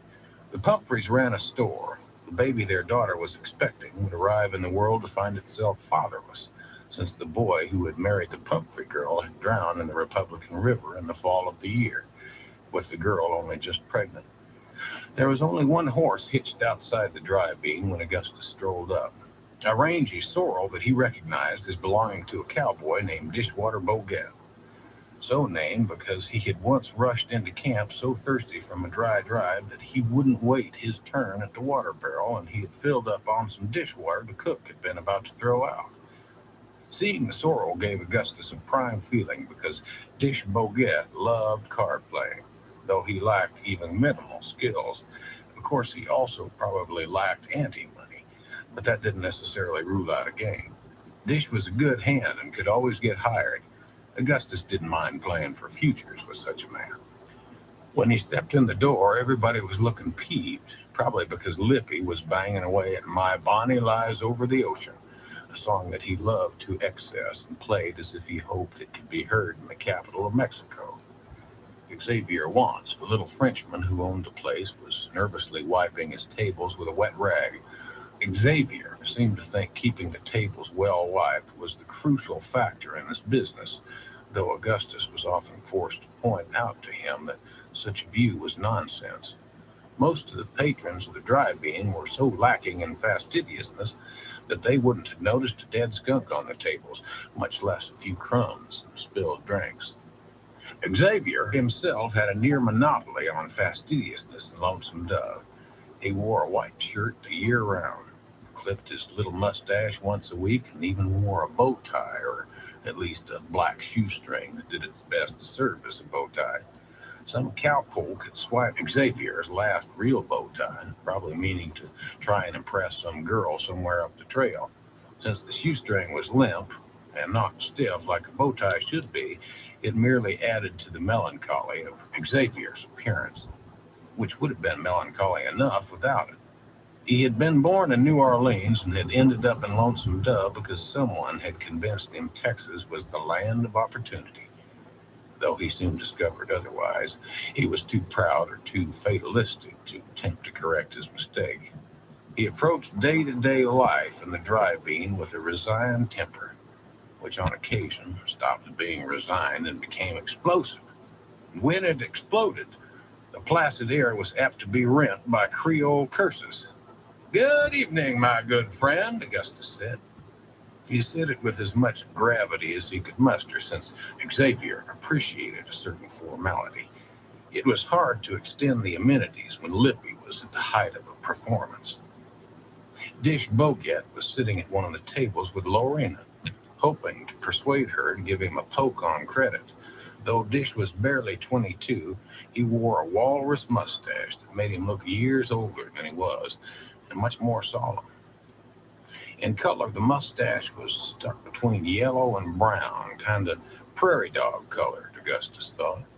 He frequently suggested to Dish that if he wanted to eat prairie dog, he ought to remember to pick his teeth, a reference to the mustache whose subtlety was lost on Dish. Lorena had her usual look, the look of a woman who was somewhere else. She had a fine head of blonde hair, whose softness alone set her apart in a country where most women's hair had a consistency not much softer than saddle strings. Her cheeks hollowed a little, gave her a distracting beauty. Augustus's experience had taught him that hollow-cheeked beauty was a dangerous kind. His two wives had both been fat-cheeked and trustworthy, but had possessed little resistance to the climate. One had expired of pleurisy in only the second year of their marriage, while the other had been carried off by scarlet fever after the seventh. But the woman Lorena put him most in mind of was Clara Allen, whom he had loved hardest and deepest, and still loved. Clara's eyes were direct and sparkled with interest, whereas Lorena's were always side-looking. Still, there was something about the girl that reminded him of Clara, who had chosen a stolid horse rancher when she decided to marry. "I God, Dish," he said, going over to the table. "I never expected to see you loafing down here in the South this time of year." "Loan me $2, Gus," Dish said. "Not me. Why would I loan money to a loafer? You ought to be trailing cattle by this time of year." "Well, I'll be leaving next week to do just that," Dish said. "Loan me $2 and I'll pay you in the fall." "Unless you get drowned or stomped or shoot somebody and get hung," Augustus said. "No, sir. Too many perils ahead. Anyway, I've known you to be sly, Dish. You've probably got $2 and just don't want to spend it." Lippy finished his concert and came and joined them. He wore a brown bowler hat he had picked up on the road to San Antonio some years before. Either it had blown out of a stagecoach, or the Indians had snatched some careless drummer and not bothered to take his hat. At least those were the two theories Lippy had worked out in order to explain his good fortune in finding the hat. In Augustus's view, the hat would have looked better blowing around the country for 2 years than it did at the present. Lippy only wore it when he played the piano. When he was just gambling or sitting around attending to the leak from his stomach, he frequently used the hat for an ashtray and then sometimes forgot to empty the ashes before putting the hat back on his head. He only had a few strips of stringy gray hair hanging off the skull, and the ashes didn't make them look much worse. But ashes represented only a fraction of the abuse the bowler had suffered. It was also Lippy's pillow, and had had so many things spilled on it or in it that Augustus could hardly look at it without gagging. "That hat looks about like a buffalo cut. The hat ain't meant to be a chamber pot, you know. If I was you, I'd just throw it away." Lippy was so named because his lower lip was about the size of the flap on a saddlebag. He could tuck enough snuff under it to last a normal person at least a month. In general, the lip lived a life of its own there toward the bottom of his face. Even when he was just sitting quietly, studying his cards, the lip waved and wiggled as if it had a breeze blowing across it, which in fact it did. Lippy had something wrong with his nose, breathed with his mouth wide open. Accustomed as she was to hard doings, it still had taken Lorena a while to get used to the way Lippy slurped when he was eating. And she had once had a dream in which a cowboy walked by Lippy and buttoned the lip to his nose as if it were a flap of a pocket. But her disgust was nothing compared to Xavier's, who suddenly stopped wiping tables and came over and grabbed Lippy's hat off his head. Xavier was in a bad mood, and his features quivered like those of a trapped rabbit. Disgrace! I won't have this hat. Who can eat? Xavier said, though nobody was trying to eat. He took the hat around the bar and flung it out the back door. Once as a boy, he had carried slops in a restaurant in New Orleans that actually used tablecloths, a standard of excellence which haunted him still. Every time he looked at the bare tables and the dry bean, he felt a failure. Instead of having tablecloths, the tables were so rough you could get a splinter just running your hand over them. Also, they weren't attractively round. Since the cowboys could not be prevented from whittling on their edges, over the years, sizable chunks had been whittled off, giving most of the tables an unbalanced look. He himself had a linen tablecloth, which he brought out once a year on the anniversary of the death of his wife. His wife had been a bully, and he didn't miss her, but it was the only occasion sufficient to provide an excuse for the use of a tablecloth in Lonesome Dove. His wife, whose name had been Teresa, had bullied horses too, which is why his team had run off and flung themselves and the buggy into a gully, the buggy landing right on top of Teresa. At the annual dinner in her honor, Xavier proved that he was still a restaurateur of discipline by getting drunk without spilling a drop on the fine tablecloth. Augustus was the only one invited to the dinners, but he only came every 3 or 4 years out of politeness. Not only were the occasions mournful and silly, everyone in Lonesome Dove had been glad to see the last of Teresa. They were mildly dangerous.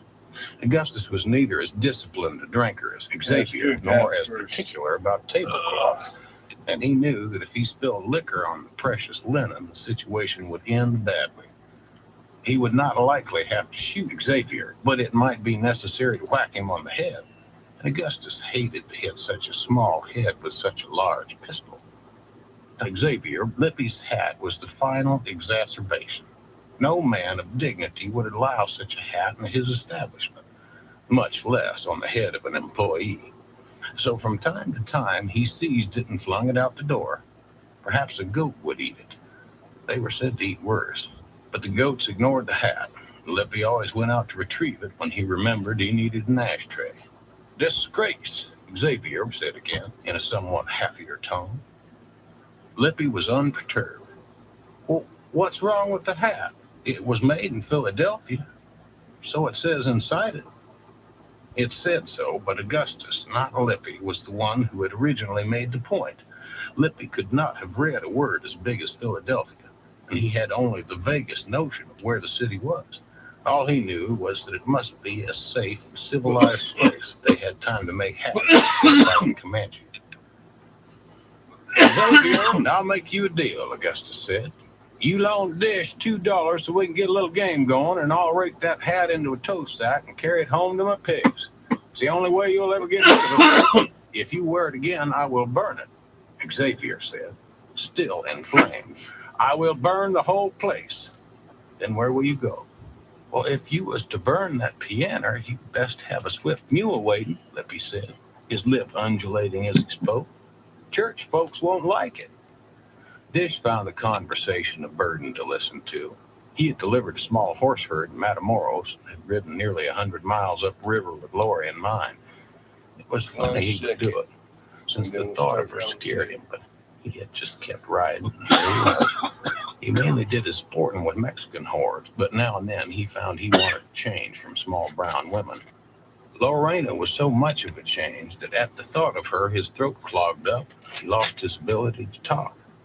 He had already been with her 4 times and had a vivid memory of how white she was, moon pale and touched with shadows, like the night outside.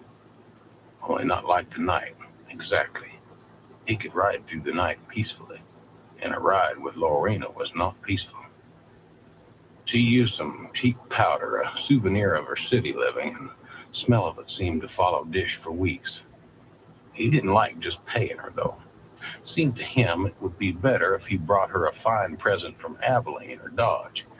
He could get away with that with the senoritas. They liked the idea of presents to look forward to, and Dish was careful never to renege. He always came back from Dodge with ribbons and combs. But somehow he could not get up the nerve to even make the suggestion to Lorena. It was hard enough to make a plain business offer. Often she seemed not to hear questions when they were put to her. It was hard to make a girl realize you had special feelings for her when she wouldn't look at you, didn't hear you, and made your throat clog up. It was even harder to live with the thought that the girl in question didn't want you to have the special feelings, particularly if you were about to go up the trail and not see her for many months. Confusing as these feelings were, they were made even worse for Dish by the realization that he couldn't afford even the transaction that the girl would accept. He was down to his last 2 bits, having lost a full month's wages in a game in Matamoros. He had no money, had no eloquence with which to persuade Lorena to trust him, but he did have a dogged persistence that was prepared to sit in the dry-bean all night and hope that his evident need would finally move her. Under the circumstances, it was a sore trial to Dish that Augustus had come in. It seemed to him that Lori had been getting a little friendlier, and if nothing had happened to distract her, he might soon have prevailed. At least it had been just him and her at the table, which had been nice in itself. But now it was him and her and Augustus and Lippy, making it difficult, if not impossible, for him to plead his case. Though all he had really been doing by the way of pleading was to look at her frequently with big hopeful eyes. Lippy began to feel unhappy about the fact that Xavier had thrown his hat out the door. Augustus's mention of the pigs put the whole matter in a more ominous light. After all, the pigs might come along and eat the hat, which was one of the solidest comforts in his meager existence. He would have liked to go out and retrieve the hat before the pigs came along, but he knew that it wasn't really wise to provoke Xavier unduly when he was in a bad mood anyway. He couldn't see out the back door because the bar was in the way. For all he knew, the hat might already be gone. "I wished I could get back to St. Louis," he said. "I hear it's a right busy town." He had been reared there, and when his heart was heavy, he returned to it in his thoughts. "Why, hell, go. Life's a short affair. Why spend it here?" Yeah, we could do another one. "Well, you are," Dish said in a surly tone, hoping Gus would take the hint and set out immediately. "Dish, you sound like you've got a sour stomach," Augustus said. "What you need is a good, satisfying game of cards." "Nothing of the kind," Dish said, casting a bold and solicitous glance at Lorena. Looking at her was like looking at the hills. The hills stayed as they were. You could go to them if you had the means, but they extended no greeting. Xavier stood at the door, staring into the dark. The rag he used to wipe the tables was dripping onto his pants leg, but he didn't notice. "It's too bad nobody in town ain't dead," Augustus remarked. "This group has the makings of a first-rate funeral party. What about you, Lawrence? Let's play cards." Xavier acquiesced. It was better than nothing. Besides, he was a devilish good card player, one of the few around who was a consistent match for Augustus. Lorena was competent. Tankersley had taught her a little. When the drive-in was full of cowboys, she was not allowed to sit in. On nights when the clientele consisted of Augustus, she often played. When she played, she changed, particularly if she won a little. Augustus frequently did his best to help her win a little, just to see the process take place. The child in her was briefly reborn. She didn't chatter, but she did occasionally laugh out loud, and her cloudy eyes cleared and became animated. Once in a while, when she won a really good pot, she would give Augustus a little punch with her fist. It pleased him when that happened. It was good to see the girl enjoy it.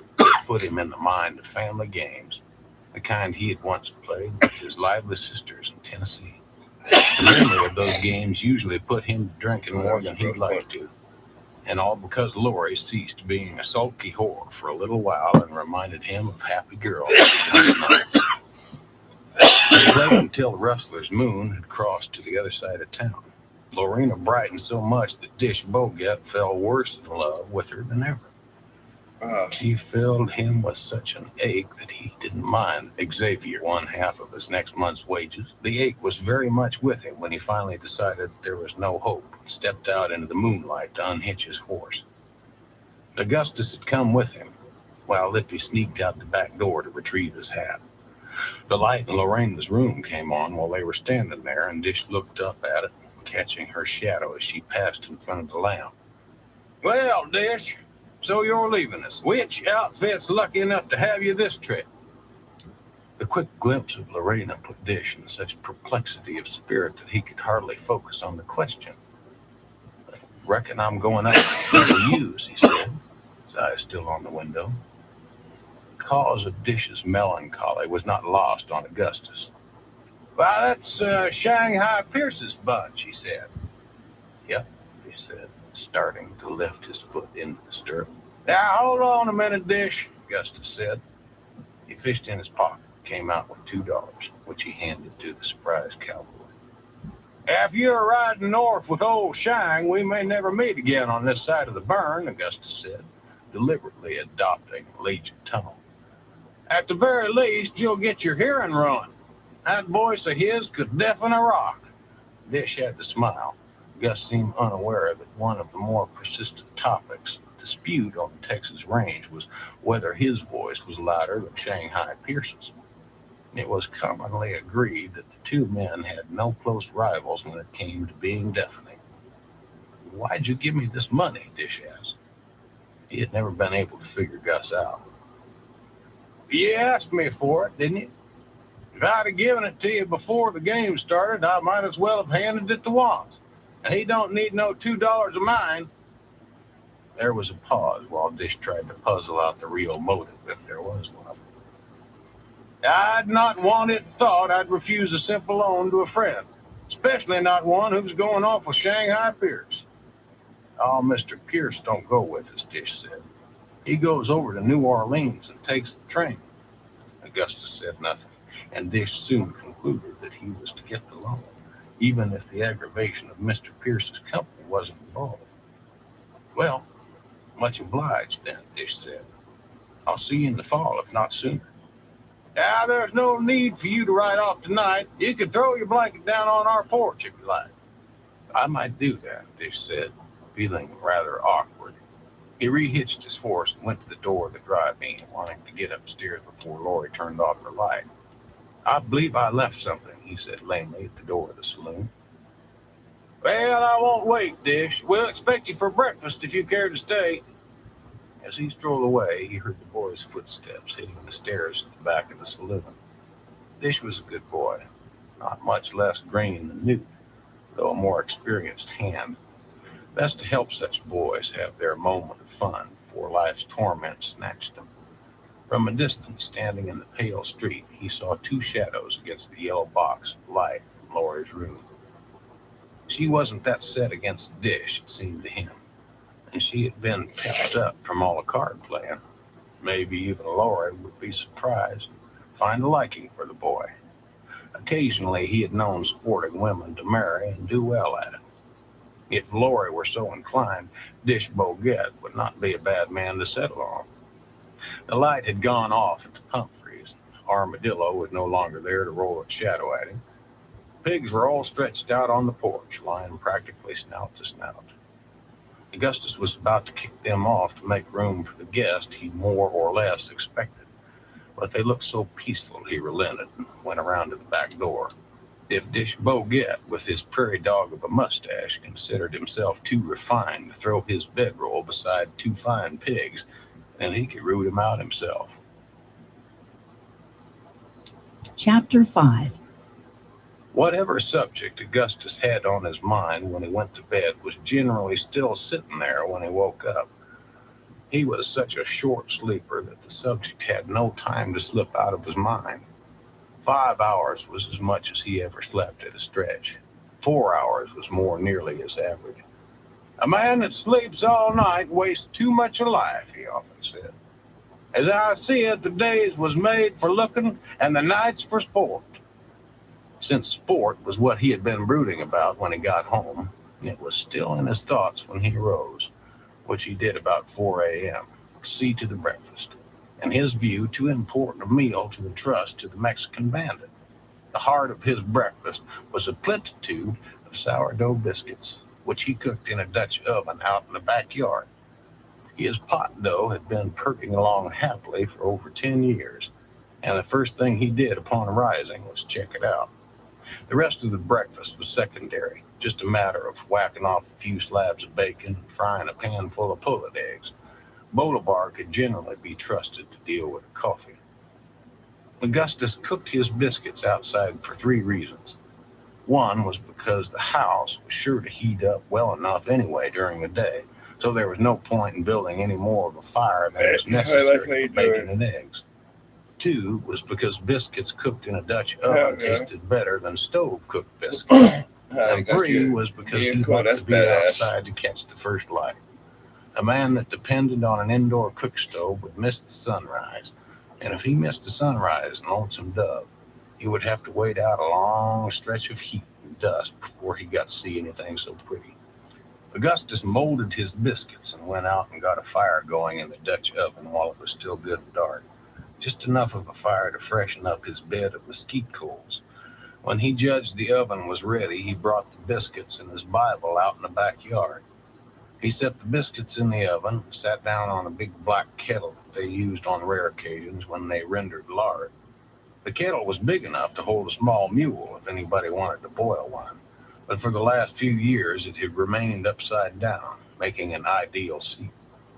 The eastern sky was red as coals in a forge, lighting up the flats along the river.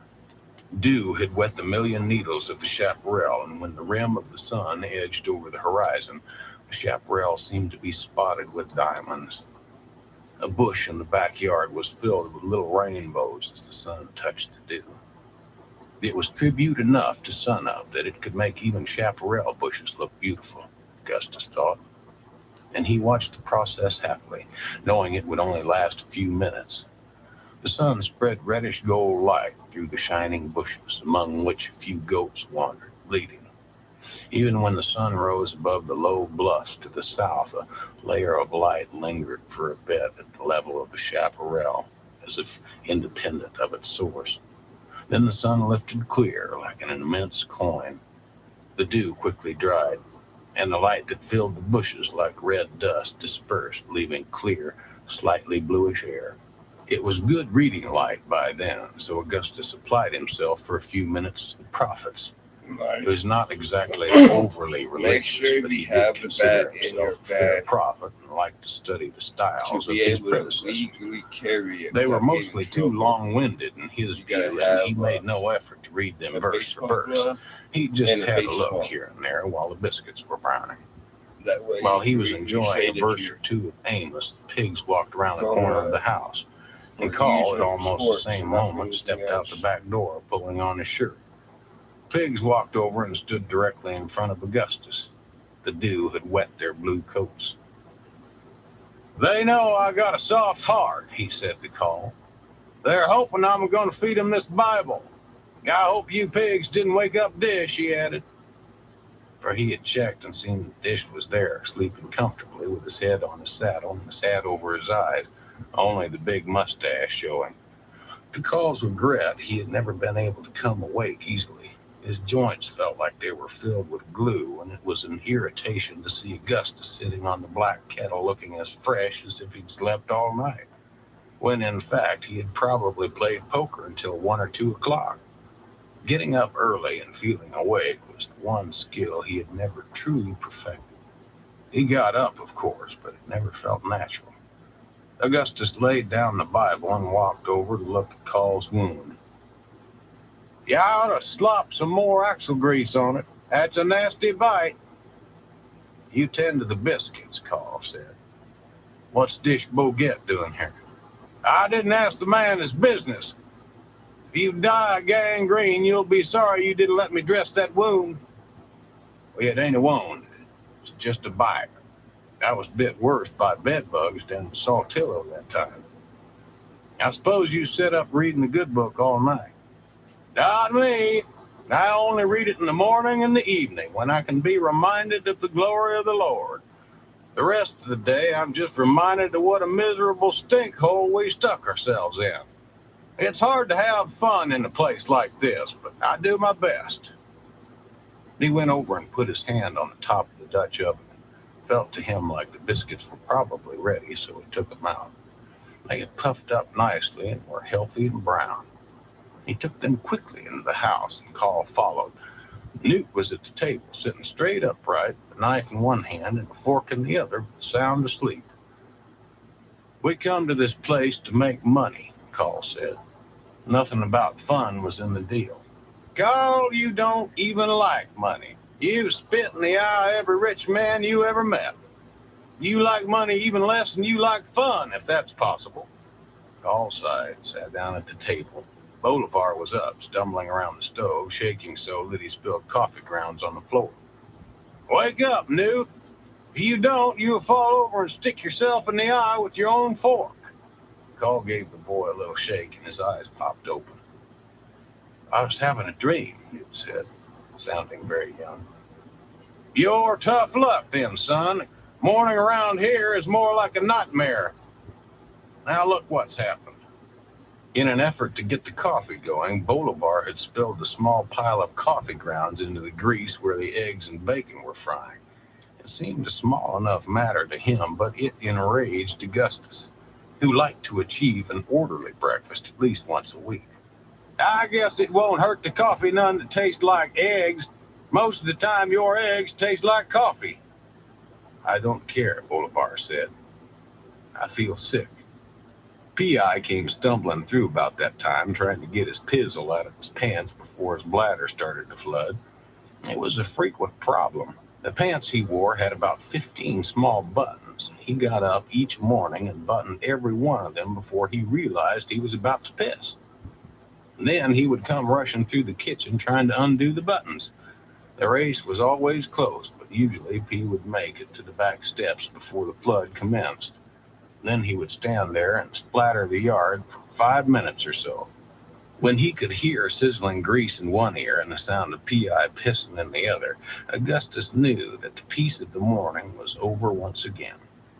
"If a woman ever stumbled into this outfit at this hour of the day, she'd screech and poke out her eyes," Augustus said.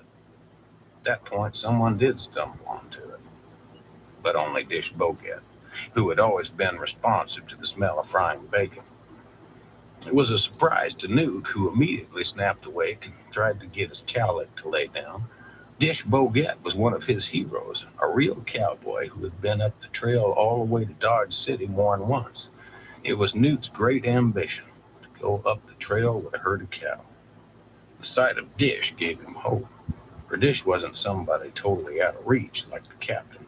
Newt didn't imagine that he could ever be what the captain was, but Dish seemed not that much different from himself. He was known to be a top hand. Newt welcomed every chance to be around him. He liked to study the way Dish did things. "Morning, Dish," he said. "Why, howdy there," Dish said, and went to stand beside P.I. and attend to the same business. It perked Newt up that Dish didn't treat him like a kid. Someday, if he was lucky, maybe he and Dish would be cowboys together. Newt could imagine nothing better. Augustus fried the eggs hard as marbles to compensate for the coffee grains, and when they looked done to him, he poured the grease into a big 3-gallon syrup can they used for a grease bucket. "It's poor table manners to piss in hearing of those at the table," he said, directing his remark to the gentleman on the porch. "You two are grown men. Now what would your mothers think?" Dish looked a little sheepish, whereas P was merely confused by the question. His mother had passed away in Georgia when he was only 6. She had not had the time to give him much training before she died, and he had no idea what she might think of such an action.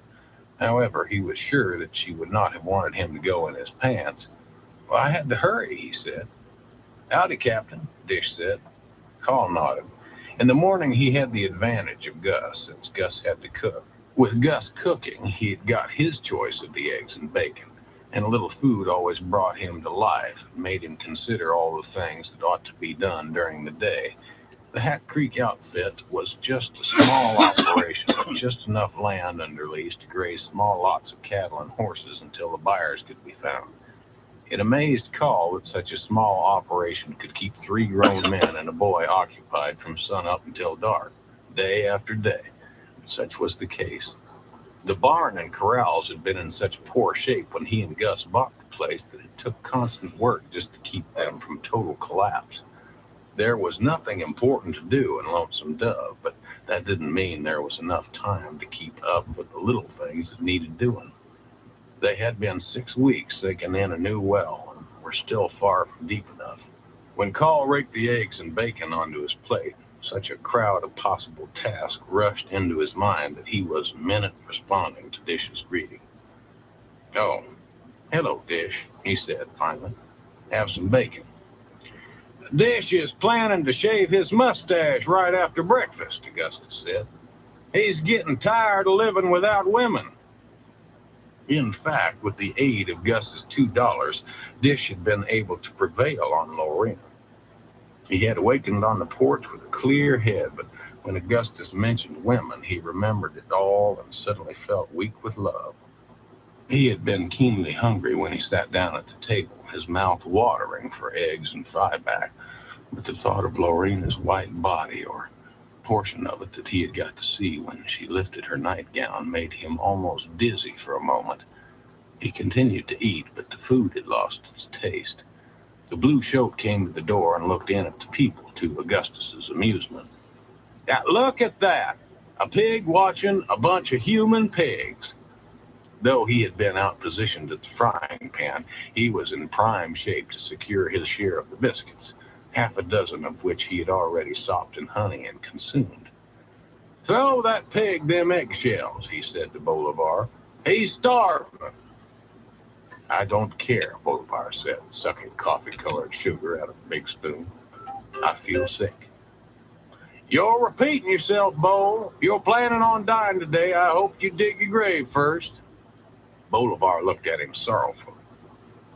So much talk in the morning gave him a headache to go with his shakes. "If I dig a grave, it will be yours," he said simply. "Going up the trail, Dish?" Newt asked, hoping to turn the conversation to more cheerful matters. "I hope to," Dish said. "It would take a hacksaw to cut these eggs," Call said. "I've seen bricks that was softer." "Well, Bo spilled coffee in them," Augustus said. "I expect it was hard coffee." Call finished the rock-like eggs and gave Dish the once-over. He was a lank fellow, loose-built and a good rider. 5 or 6 more of him, and they could make up a herd themselves and drive it north. The idea had been in his mind for a year or more. He had even mentioned it to Augustus, but Augustus merely laughed at him. "We're too old, Call," he said. "We forgot everything we need to know." "You may have," Call said. "I ain't." Seeing Dish put Call in mind of his idea again. He was not eager to spend the rest of his life on well digging or barn repair. If they made up a fair herd and did well with it, they would make enough to buy some good land north of the brush country. "Are you signed on with someone then?" he asked Dish. "Oh, no, I ain't signed on," Dish said. "But I've gone before. I imagine Mr. Pierce will hire me again. Or if not him, someone else." "Well, we might give you work right here," Call said. That got Augustus's attention. "Give him work doing what? Dish here's a top hand. He don't cotton to work that requires walking, do you, Dish?" "I don't for a fact," Dish said, looking at the captain but seeing Lorena. "I've done a mess of it, though. What did you have in mind?" "Well, we were going down to Mexico tonight," Call said. "Going to see what we can raise. We might make up a herd ourselves if you wanted to wait a day or two while we look it over." "That mare's bites drove you crazy," Augustus said. "Make up a herd and do what with it?" drive it, Call said. Well, we might drive it over to Pickles Gap, I guess. That ain't enough work to keep a hand like Dish occupied for the summer. Call got up and carried his dishes to the wash tub. Bolivar wearily got off the stool and picked up the water bucket. I wish Dietz had come back, he said. Dietz was a black man. He had been with Call and Augustus nearly as long as P.I. 3 days before, he had been sent to San Antonio with a deposit of money, a tactic Call always used since few bandits would suspect a black man of having any money on him. Bolivar missed him because one of Dietz's jobs was to carry water. He'll be back this morning, Call said. You can set your clock by Dietz. You might set yours. I wouldn't set mine. Old Dietz is human. If he ever run into the right dark-complexioned lady, you might have to wind your clock 2 or 3 times before he showed up. Well, he's like me. He knows that some things are more important than work. Bolivar looked at the water bucket with irritation. I'd like to shoot this damn bucket full of holes, he said. I don't think that you could hit that bucket if you was sitting on it, Augustus said. I've seen you shoot. You ain't the worst shot I ever knew. Well, that'd be Jack Janelle, but you run him a close race. Jack went broke as a buffalo hunter quicker than any man I ever knew. He couldn't have hit a buffalo if one had swallowed him. Bolivar went out the door with the bucket, looking as if it might be a while before it came back. Dish, meanwhile, was doing some hard thinking. He had meant to leave right after breakfast and ride back to the Matagorda, where he had a sure job. The Hat Creek outfit was hardly known as a trail-driving bunch. But on the other hand, Captain Call was not a man to indulge in idle talk. If he was contemplating a cattle drive, he would probably make one. Meanwhile, there was Lorena, who might come to see him in an entirely different light if he could spend time with her for a few days running. Of course, getting to spend time with her was expensive, and he had not a cent.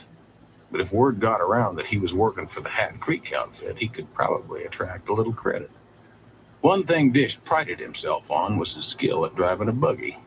It occurred to him that since Lorena seemed to spend most of her time cooped up in the dry-bean, she might appreciate a buggy ride along the river in a smart buggy if such a creature could be found in Lonesome Dove.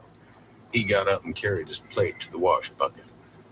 Captain, if you mean it, I'd be pleased to stay the day or two, Dish said. The captain had stepped out on the back porch and was along the stage road, threading its way through the brush country towards San Antonio. The road ran straight for a considerable distance before it hit the first gully, and Captain Call had his eyes fixed on it. He seemed not to hear Dish's reply, although he was only a few feet away. Dish stepped out on the porch to see what it was that distracted the man. Far up the road, he could see 2 horsemen coming, but they were so far yet that it was impossible to tell anything about them. At moments, heat waves from the road caused a quavering that made them seem like one horseman. Dish squinted, but there was nothing special about the riders that his eye could detect. Yet the captain had not so much as turned his head since they appeared. Gus, come out here, the captain said. Augustus was busy cleaning his plate of honey, a process that involved several more biscuits. I'm eating, he said, though that was obvious. Come see who's coming, the captain said, rather mildly, Dish thought. If it's Dietz, my watch is already set, Augustus said. Anyway, I don't suppose he's changed clothes. And if I have to see his old black knees sticking out of them old quilts he wears for pants, it's apt to spoil my digestion. The Dietz is coming all right, Call said. Fact is, he ain't by himself. Well, a man's always aimed to marry, Augustus said. I imagine he finally met up with that dark-complexioned lady I was referring to. He ain't met no lady, Call said with a touch of exasperation. Who he's met is an old friend of ours. If you don't come out here, I'll have to drag you. Augustus was about through with his biscuits anyway. He had to use a forefinger to capture the absolute last drop of honey, which was just as sweet licked off the finger as it was when eaten on good sourdough biscuits. Dude, did you know that honey is the world's purest food? He said, getting up. Newt had heard enough lectures on the subject to have already forgotten more than most people ever know about the properties of honey. He hurried his plate to the tub, more curious than Mr. Gus about who Dietz could have found. "Yes, sir, I like it myself," he said, to cut short the talk of hunting. Gustus was a step behind the boy, idly licking his forefinger. He glanced up the road to see what call could be so aroused about. 2 riders were coming, the one on the left clearly Dietz on a big white gelding they called Wishbone. The other rider rode a pacing bay. It took but a moment for recognition to strike. The rider seemed to slump a little in the saddle in the direction of his horse's offside, a tendency peculiar to only one man they knew. Gustus was so startled that he had made the mistake of running his sticky fingers through his own hair. "My God, Woodrow," he said, "that there is Jake Spoon." Chapter 6. The name struck Newt like a blow. So much did Jake Spoon mean to him. As a very little boy, when his mother had still been alive, Jake Spoon was the man who came most often to see her. It began to be clear to him as he turned over his memories that his mother had been a whore like Lorena, but this realization tarnished nothing, least of all his memories of Jake Spoon. No man had been kinder either to him or his mother. Her name had been Maggie. Jake had given him hard candy and pennies, had set him on a pacing horse and given him his first ride. He had even had old Jesus, the bootmaker, make him his first pair of boots. And once when Jake won a lady's saddle in a card game, he gave the saddle to Newt and had the stirrups cut down to size. Those were the days before order came to Lonesome Dove, when Captain Call and Augustus were still rangers, with responsibilities that took them up and down the border. Jake Spoon was a ranger too, and in Newt's eyes, the most dashing of them all. He always carried a pearl-handled pistol and rode a pacing horse. Easier on the seat, Jake claimed. The dangers of his profession seemed to sit lightly on him. But then the fighting gradually died down along the border, and the captain, Mr. Gus, and Jake, P.I., and Dietz all quit rangering and formed the Hat Creek outfit. But the settled life seemed not to suit Jake. One day he was just gone. No one was surprised, though Newt's mother was so upset by it for a time he got a whipping every time he asked when Jake was coming back.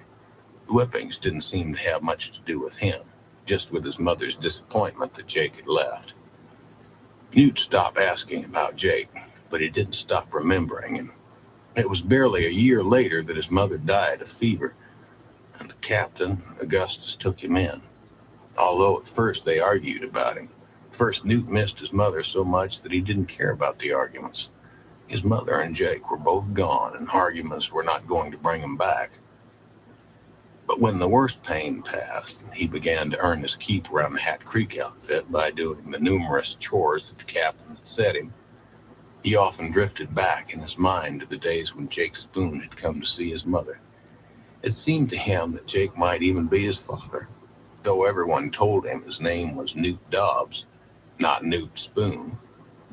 Why it was Dobbs, and why everyone was so sure, was a puzzle to him, since no one in Lonesome Dove seemed to know anything about a Mr. Dobbs. It had not occurred to him to ask his mother while she was alive. The last names weren't used much around Lonesome Dove, and he didn't realize that the last name was supposed to come from the father. Even Mr. Gus, who would talk about anything, seemed to have no information about Mr. Dobbs. "He went west when he shouldn't have," was his only comment on the man. Newt had never asked Captain Call to amplify that information. The captain preferred to volunteer what he wanted you to know. In his heart, though, Newt didn't believe in Mr. Dobbs. He had a little pile of stuff his mother had left, just a few beads and combs and a little scrapbook and some cut-out pictures from magazines that Mr. Gus had been kind enough to save for him. And there was nothing about a Mr. Dobbs in the scrapbook and no picture of him amid the pictures. Though there was a scratchy picture of his grandfather, Maggie's father, who had lived in Alabama. If, as he suspected, there had been no Mr. Dobbs, or if he had just been a gentleman who stopped at the rooming house a day or two, they had lived in the rooming house when Maggie was alive, then it might be that Jake Spoon was really his father. Perhaps no one had informed him of it because they thought it more polite to let Jake do so himself when he came back. Newt had always assumed Jake would come back, too. Scraps of news about him had blown back down the cow trails. Word that he was a peace officer in Ogallala, or that he was prospecting for gold in the Black Hills. Newt had no idea where the Black Hills were, or how you went about finding gold in them. But one of the reasons he was eager to head north with a cow herd was the hope of running into Jake somewhere along the way. Of course, he wanted to wear a gun and become a top hand and have the adventure of the drive. Maybe they would even see a buffalo, though he knew there weren't many left. But underneath all his other hopes was the oldest yearning he had, one that could lie covered over for months and years and still be fresh as a toothache: the need to see Jake Spoon. Now the very man was riding toward them, right there beside Dietz on a pacing horse as pretty as the one he had ridden away 10 years before. Newt forgot Dish Bogat, whose every move he had been planning to study. Before the two riders even got very close, Newt could see Dietz's big white teeth shining in his black face, for he'd gone away on a routine job and was coming back proud of more than having done it. He didn't race his horse up to the porch or do anything silly, but it was plain, even at a distance, that Dietz was a happy man. Then the horses were kicking up little puffs of dust in the wagon yard, and the two were almost there. Jake wore a brown vest and a brown hat. He still had his pearl-handled pistol. Dietz was still grinning. They rode right up to the back porch before they drew rein. It was obvious that Jake had come a long way, for the pacing bay had no flesh on him. Jake's eyes were the color of coffee, and he wore a little mustache. He looked them all over for a moment and then broke out in a slow grin. "Howdy, boys," he said. "What's for breakfast?" "Why, biscuits and fatback, Jake," Augustus said.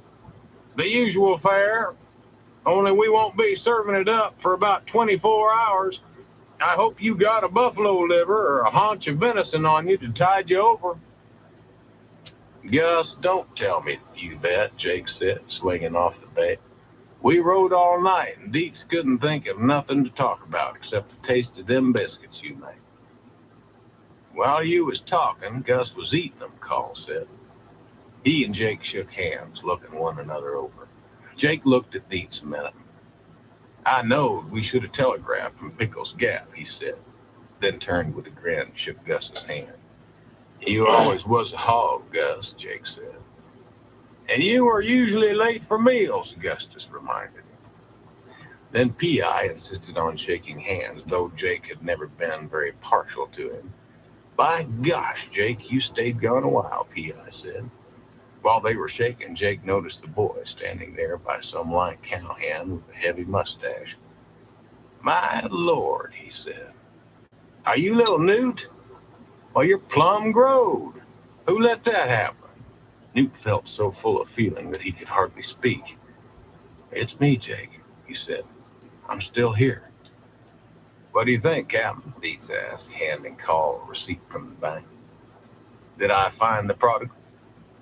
"You found him," Call said. "I bet he wasn't in church either." Dietz had a laugh at that. "No, sir," he said. "Not in church." Jake was introduced to Dish Bogat, but once he shook hands, he turned and had another look at Newt, as if the fact that he was nearly grown surprised him more than anything else at Lonesome Dove. "I swear, Jake," Augustus said, looking at the bay horse, "you've rode that horse right down to the bone." "Give him a good feed," Dietz, Call said. "I judge it's been a while since he's had one." Dietz led the horses off toward the roofless barn. It was true that he made his pants out of old quilts for reasons no one could get him to explain. Colorful as they were, quilts weren't the best material for riding through mesquite and chaparral. Thorns had snagged the pants in several places. Cotton ticking was sticking out. For headgear, Dietz wore an old cavalry cap he'd found somewhere. It was in nearly as bad a shape as Lippy's bowler. "Didn't he have that cap when I left?" Jake asked. He took his own hat off and slapped the dust off his pants leg with it. He had curly black hair, but Newt saw to his surprise that there was a sizable bald spot on the top of his head. "He found that cap in the 50s, to the best of my recollection," Augustus said. "You know, Dietz is like me. He's not one to quit on a garment just because it's got a little age. We can't all be fine dressers like you, Jake. Jake turned his coffee eyes on Augustus and broke out another slow grin. What did it take to get you to whip up another batch of them biscuits, he said. I've come all the way from Arkansas without tasting a good bite of bread. From the looks of that pony, it's been fast traveling, Call said, which was as close to prying as he intended to get. He had run with Jake Spoon off and on for 20 years and liked him well, but the man had always worried him a little underneath. There was no more likable man in the West, no better rider either, but riding wasn't everything, and neither was likableness. Something in Jake didn't quite stick. Something wasn't quite consistent. He could be the coolest man in the company in one fight, and the next be practically worthless. Augustus knew it too. He was a great sponsor of Jake's and had stayed fond of him, although for years they were rivals for Clara Allen, who eventually showed them both the door. But Augustus felt, with Call, that Jake wasn't long on backbone. When he left the Rangers, Augustus said more than once that he would probably end up hung. So far, that hadn't happened, but riding up breakfast time on a gant horse was an indication of trouble. Jake prided himself on pretty horses and would never ride a horse as hard as the bay had been ridden if trouble wasn't somewhere behind him. Jake saw Bolivar coming from the old cistern with a bucket full of water. Bolivar was a new face, and one that had no interest in his homecoming. A little cool water sloshed over the edges of the bucket, looking very good to a man with a mouth as dusty as Jake's. Boys, I'd like a drink and maybe even a wash if you can spare one, he said. My luck's been running kind of muddy lately, but I'd like to get water enough in me that I can at least spit before I tell you about it. Why, sure, Augustus said. Go fill the dipper. You want us to stay out here and hold off the posses? There ain't no posses, Jake said, going in the house. Dish Bogat felt somewhat at a loss. He had been all ready to hire on, and then this new man rode up, and everyone had sort of forgotten him. Captain Call, a man known for being all business, seemed a little distracted. He and Gus just stood there as if they expected a posse, despite what Jake Spoon said. Newt noticed it too. Mr. Gus ought to go in and cook Jake some biscuits, but he just stood there thinking about something evidently. Dietz was on his way back from the lot. Dish finally spoke up.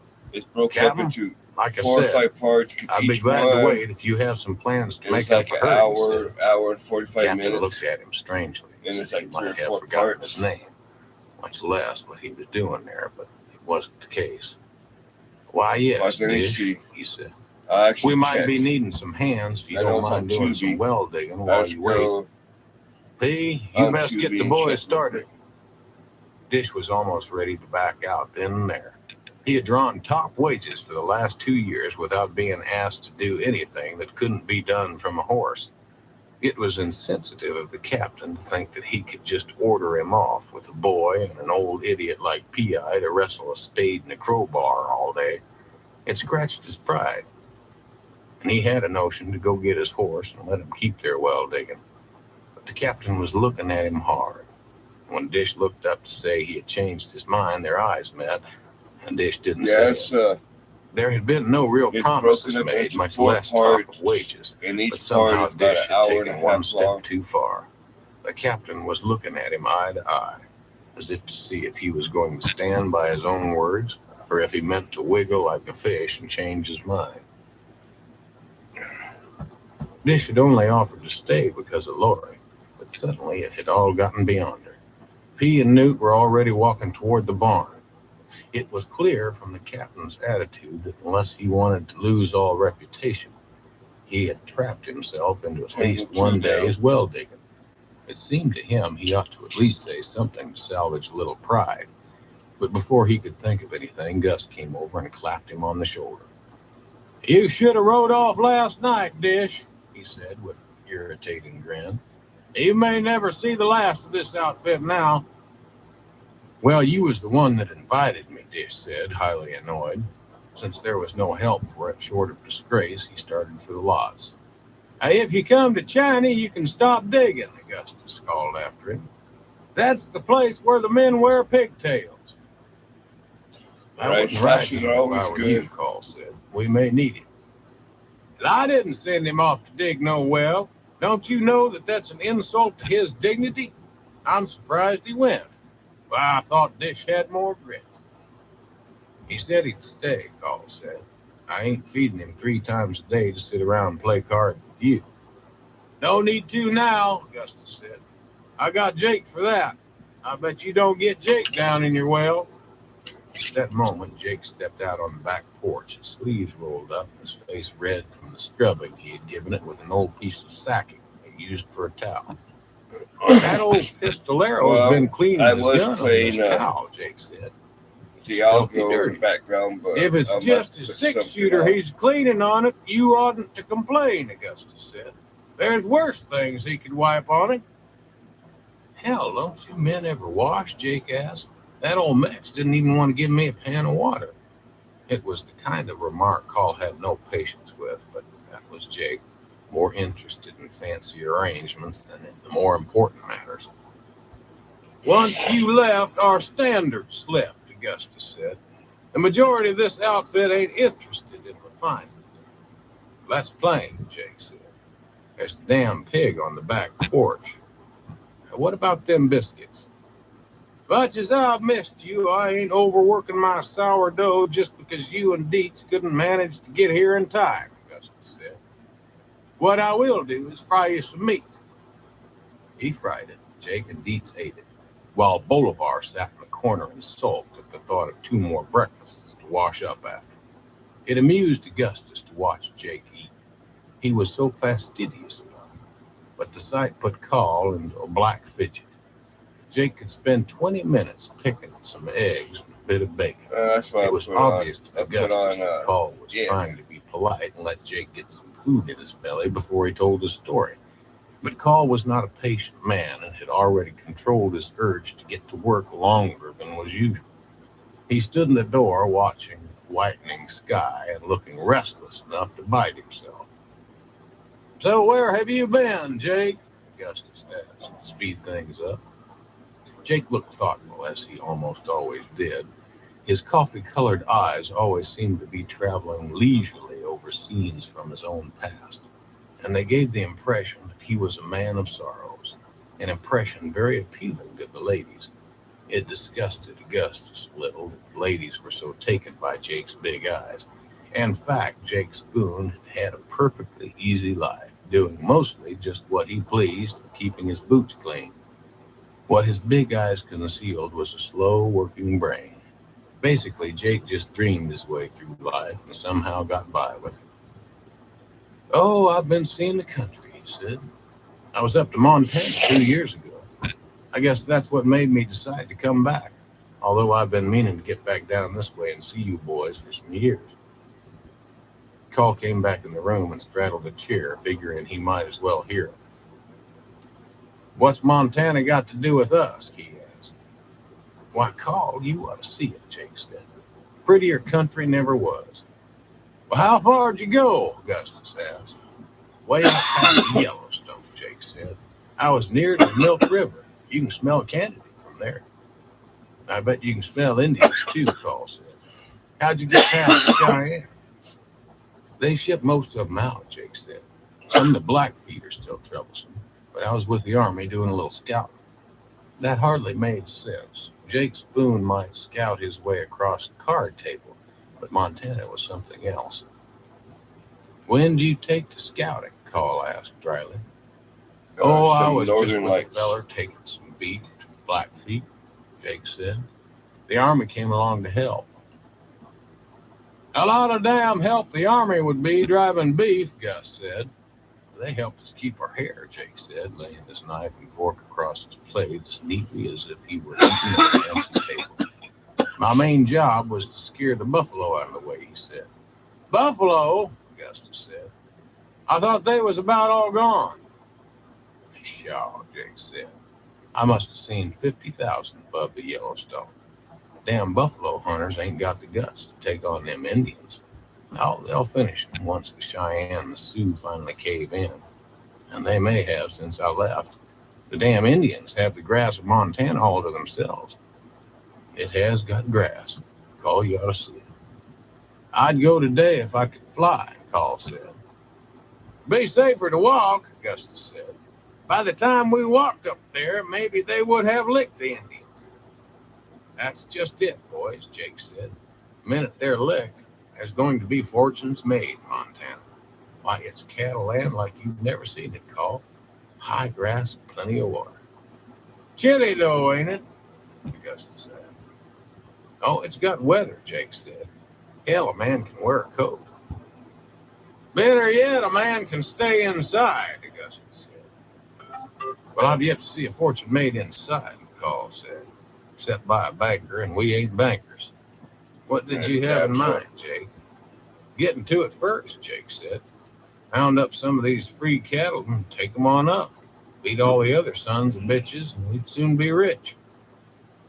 Augustus and Call exchanged looks. It was odd talk to be hearing from Jake Spoon, who had never been known for his ambition, much less his fondness for cows. Pretty whores, pacing horses, and lots of clean shirts had been his main requirements in life. Why, Jake, what performed you? Gus asked. You was never a man to hanker after fortune. Living with cows from here to Montana would mean a change in order, if I remember him right. Jake grinned a slow grin. You boys, he said. You got me down for lazier than I am. I ain't no lover of cow shit, trail dust, I admit. I've seen something that you haven't seen. Montana. Just because I like to play cards don't mean I can't smell an opportunity when one's right under my nose. Well, you boys ain't even got a barn with a roof on it. I doubt it would bust you to move. Jake, if you ain't something, Justice said. Here we ain't seen hide nor hair of you for 10 years, and now you come riding in and want us to pack up and go north and get scalped? Well, Gus, me and Call are going bald anyway, Jake said. You're the only one whose hair they'd want. All the more reason not to carry it into a hostile land, Augustus said. Why don't you just calm down and play cards with me for a few days? Then when I've won all your money, we'll talk about going places. Jake whittled down a match and helplessly picked his teeth. By the time you clean me, Montana will be all settled up, he said. I don't clean quick. What about that horse, Call asked. You didn't gan him like that just so you could get here to help us beat the rush to Montana. What's this about your luck running thick? Jake looked a little more sorrowful as he picked his teeth. Killed the dentist, he said. Pure accident, but I killed him. Where'd this happen? Call. Fort Smith, Arkansas, Jake said. Not 3 weeks ago. Well, I've always considered dentistry a dangerous profession, Augustus said. Making a living by yanking people's teeth out is asking for trouble. He wasn't even pulling my tooth, Jake said. I didn't even know there was a dentist in town. I got in a little argument in the saloon, and a damn mule skinner threw down on me. Somebody's old buffalo rifle was leaning against the wall right by me, and that's what I went for. Hell, I was sitting on my own pistol. I never would have got to it in time. I wasn't even playing cards with mule skinner. What riled him then? Gus asked. Whiskey. That one was a rough one. He was bull drunk. Before I even noticed, he took a dislike to my dress and pulled his coat. Oh, damn. Well, I don't know what took you to Arkansas in the first place, Jake, Augustus said. Fancy dresser like yourself is bound to excite comment in them parts. Call had found over the years that it only did to believe half of what Jake said. Jake was not a bald liar, but once he thought over a scrape, his imagination sort of worked on it and shaded it.